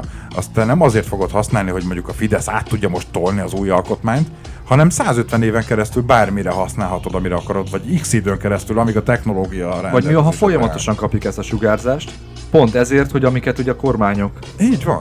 létrehoznak, vagy megalkotnak egy törvényt, igen, elfogadjuk, jó. Így van. És mi És van, hát nem így van, és csak... mi van azok az De az a emberekkel, baj- akik immunisak erre? Na, azok szervezik a lázadásokat, Ugye? és az olyan emberek hozzák létre a Facebookon az olyan oldalokat, mint a www.facebook.com Hát, téged manipulálnak, azt látom. korszellem. De egyébként tehát nem hinném fölvettél valamit. egyébként azt, hogy ha mindenki tudnak butítani, akkor téged nem. Tehát ezt azért nem hiszem el, mert ha egyfajta sugárzással butítanak... De. Most nem konkrétan engem, de a nagyszámok törvénye szerint ugye minden halálos vírust túl fog élni valaki, mert túl sokan vagyunk, tehát vagyunk annyian ahhoz, hogy meg vagyunk olyan sokfélék, sok rétűek, hogy tudja, hogy van köztünk egy-kettő, aki erre a betegségre, arra a technológiára, arra a dologra immunis. Így van. Tehát a nagyszámok törvénye alapján kell, hogy legyen olyan, akire az nem hat. És ez most lehet véletlen, vagy lehet a természetműve, vagy lehet éppen egy olyan agydaganat, ami miatt képtelen befogadni az agy azt a sugárzást, vagy azt a frekvenciát. Teljesen mindegy, a nagyszámok törvénye alapján kell, hogy legyen olyan, akire ez nem hat. Akkor egy kérdés, nem lehet, hogy azért Postában- butítanak már minket, mert egyre többen vagyunk, és már a Föld nem bírja el? Nem. Miért? Vagyis de lehet, de én szerintem ez nem igaz. Tehát De nem, Zoli, hogyha erre menne ki a dolog, akkor kirobbantanak egy háborút Kína és India között, és ők elintézik. De az drasztikus, tehát már annyira azért intelligensek vagyunk, hogy ott mindenki fölépne mindenki ellen. És valaki mellé állna biztosan, és akkor utána oda menne fegyveresen. Igen, egyébként ezzel azért kell vigyázni, mert lesz. ugye arról szól a fáma, hogy a következő világháború az egyetlen egy gomb megnyomáson lesz, aztán szevasz. Igen, akkor Tehát ott valaki megnyom egy piros gombot, és reakciószerűen mindenki mindenkivel. és szia. De tényleg, akkor egy kérdés, összeesküvés elmélet. Ugye egyre többen vagyunk a bolygón. Hova tovább? Én jobbra megyek. Ti menjetek balra. De nem, a Zoli megy jobbra. Ő a jobbos. Mire akarsz ezzel kirúgni, Zoli? Én szerintem az Nem is... tán arra, hogy Igen. esetleg a következő kisavazó témája legyen a túlnépesedés és a nép népesség csökkentéssel kapcsolatos összeesküvések valamelyike? Netán tudsz is-e ilyen híreket, amit át tudsz nekünk küldeni, hogy esetleg utána olvassunk? Hogy ne tudnék, Zoltán? Hát akkor legyen akkor ez a téma, én úgy gondolom. Legyen, és ezen belül is nézzetek akkor utána, légy szíves, a chemtrails technológiának. Ha utána olvastatok komolyabban a HAARP-nak, akkor kellett, hogy valahogy érintsétek ezt a témát is, mert a kettő eléggé... Nem veszed észre, hogy minket manipulál ezáltal, hogy minket De megpróbál egyébként meg tudunk egyezni abban, hogy ebben most nem értünk egyet? Nem, ezt fejtsük ki majd a következő adásban. Egyetértettünk. És mennyire tudott meggyőzni téged az, amit a Zoli elmondott? Abszolút. Ha van megfelelő erősítöm a megfelelő helyen, azt csinálok mindenkivel, amit akarok. Tehát igazából nem mondott ellent. Én nem is mondtam egy árról szóval se. Ő csak elmondta, hogy ez hogy működik ez a technológia. Nem, hanem azért bosszantott föl, mert pont a cikket, amit olvastam, ugye abban az volt benne, hogy azok az illetők, akik mindenfajta összeesküvés elméleteket kreáltak, tehát ilyeneket, hogy az időjárás, földrengés, stb. Ő maguk állítják, hogy UFO-k elvitték, ez történt velük. Hát erről tudnék mesélni. És ezért volt az, hogy kiakadtam, hogy oké, rendben, akkor nézzük meg tudományosan.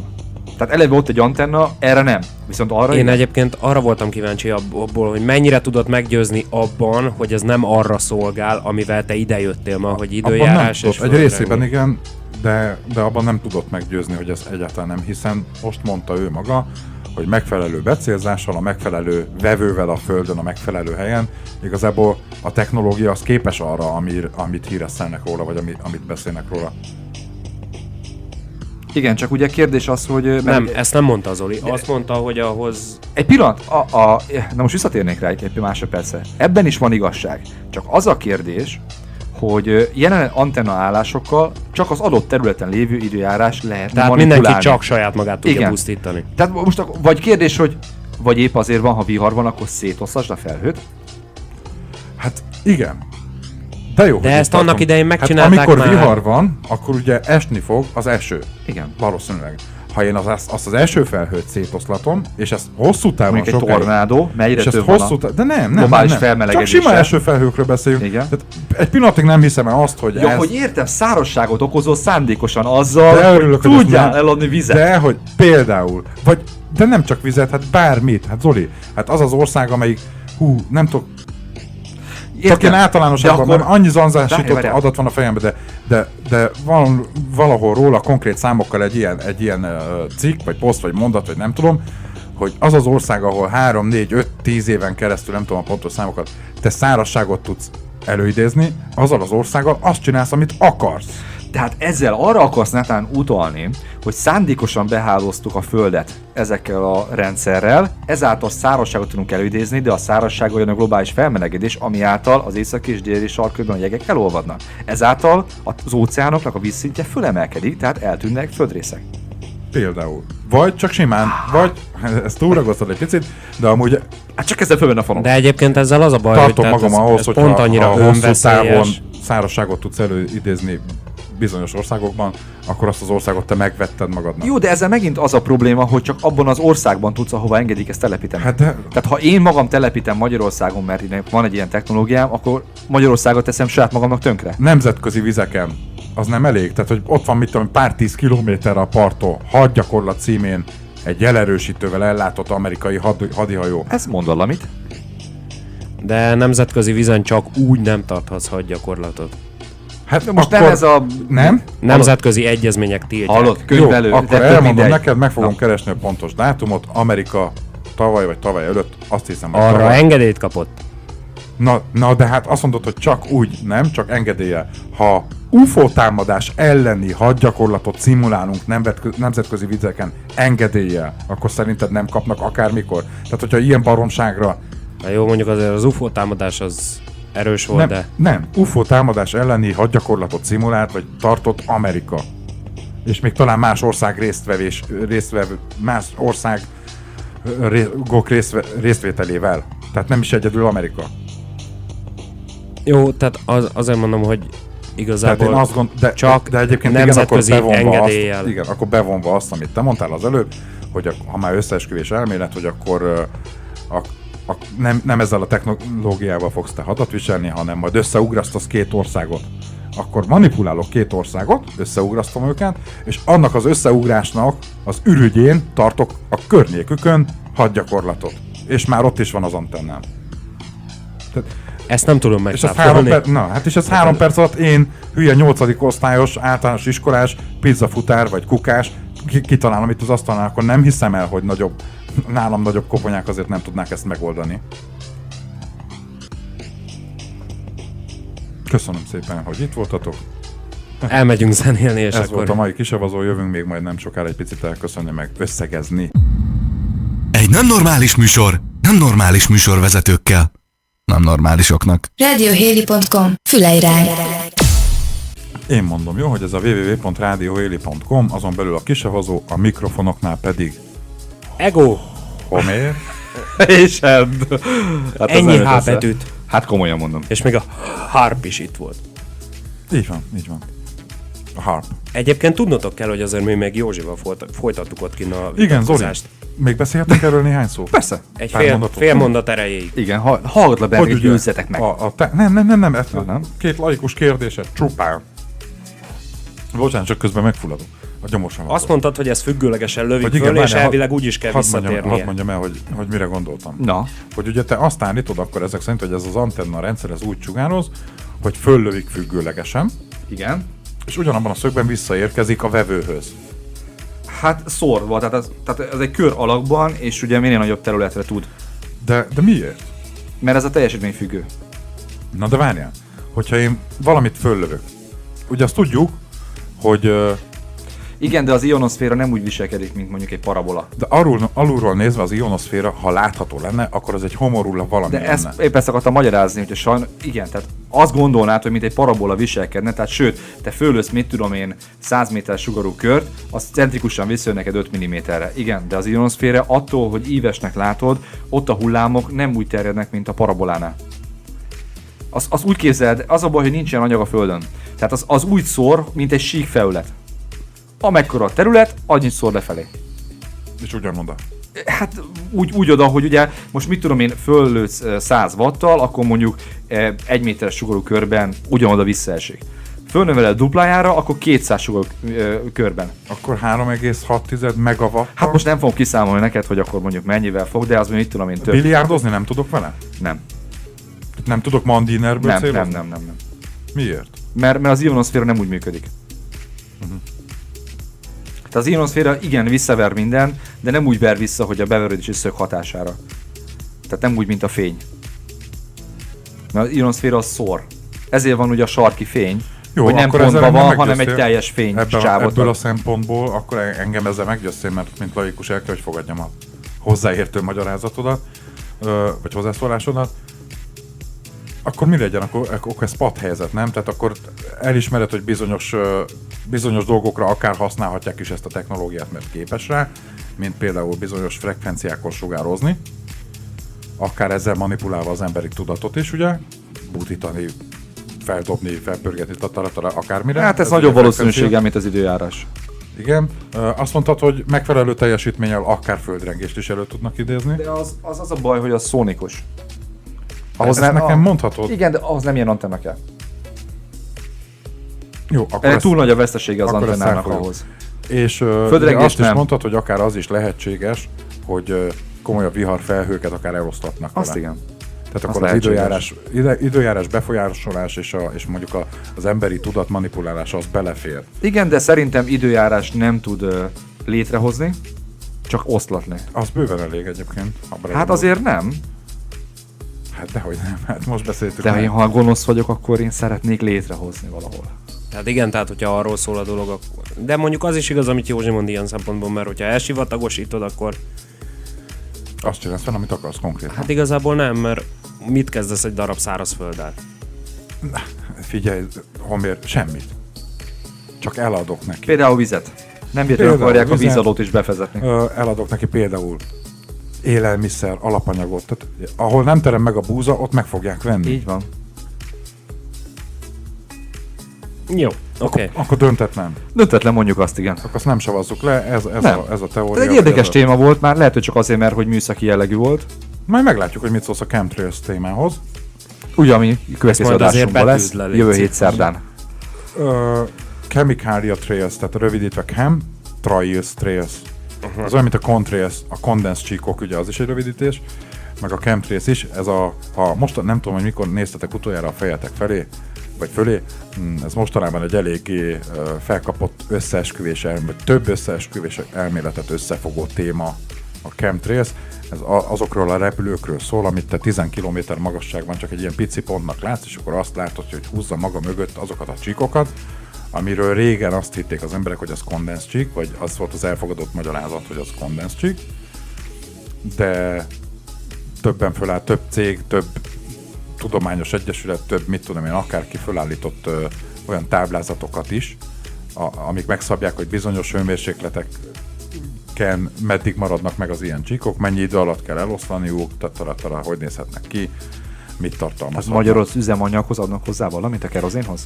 Nem, hanem a chemtrails teóriák szerint ezek nem is condensed. Ugye a condensed csík az a repülőgép hajtóművéből kicsapódó és azonnal megfagyó pára. Például. Ami ugye hőmérséklet függvényében x időn belül, nyilván ez be van határolva tollig, el kell, hogy olvadjon, hogy tűnjön. Elpárologjon. És ilyeneket látsz is egyébként, sőt, hogyha belegondolsz, régen is láttál olyanokat, hogy ment a kis göbzi a fejed fölött, és akkor mit tudom, egy ilyen 6-8-10 centis kis kondenzcsíkot láttál mögötte, ami szépen oszlott el, ahogy ugye ment a repülőgép. De ha ma fölnézel az égre, akkor ma bizony nagyon sok esetben látsz olyanokat. Ez nagyon érdekes, hogy nem vettétek észre. Amíg nem olvastam róla én sem, mert ugye az ember nem néz föl valamiért, nem nézünk föl. Biztos a harp nyomja a fejünket, de nem ez a lényeg. Hanem az a lényeg, hogy egészen egyszerűen nem nézünk föl a fejünk fölé. De ha most fölnézel holnaptól, kicsit figyelitek az eget, és szerencsénkre esetleg tiszta is lesz, akkor azt fogjátok látni, hogy olyan repülőgépek mennek, és egyébként állítólag mindegyik katonai repülőgép, olyan repülőgépek húznak maguk mögött csíkokat, amik egészen egyszerűen nem tűnnek el, hanem akár órákig ott vannak a fejünk fölött. Ezt majd meg fogom nézni. Ezt nézd meg, vagyok. Hihetetlen. Ha ezt eddig nem vettétek észre, akkor nagyon sajnálom, hogy holnaptól kezdődően 2 napig nem hallom a gondolataitokat. És amíg utána is olvastok... Főleg, hogy pénteken nem lesz adás.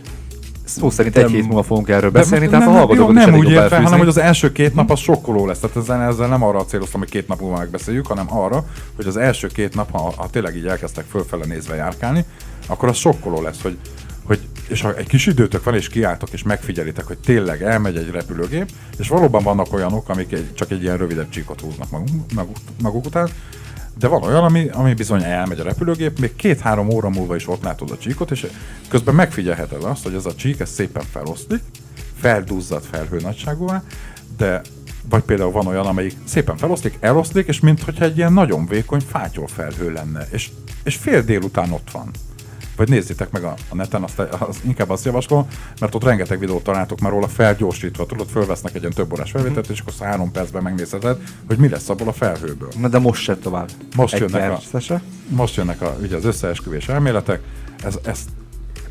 Ezen elméletek szerint ezt a chemtrail technológiát szintén használják időjárás befolyásolásra. Itt állj meg! És majd itt folytatjuk következő műsorban beszélünk róla. Pontosan. Népesség csökkentése, csak még ezt akart, vagy népesség szabályozása, mert ugye mondhatod, hogy szeretnél erről, hogy ez szerinted egy érdekes téma lenne, a népesség szabályozás, hogy nem-e vagyunk esetleg 7 milliárdan már túl sokan ezen a bolygón.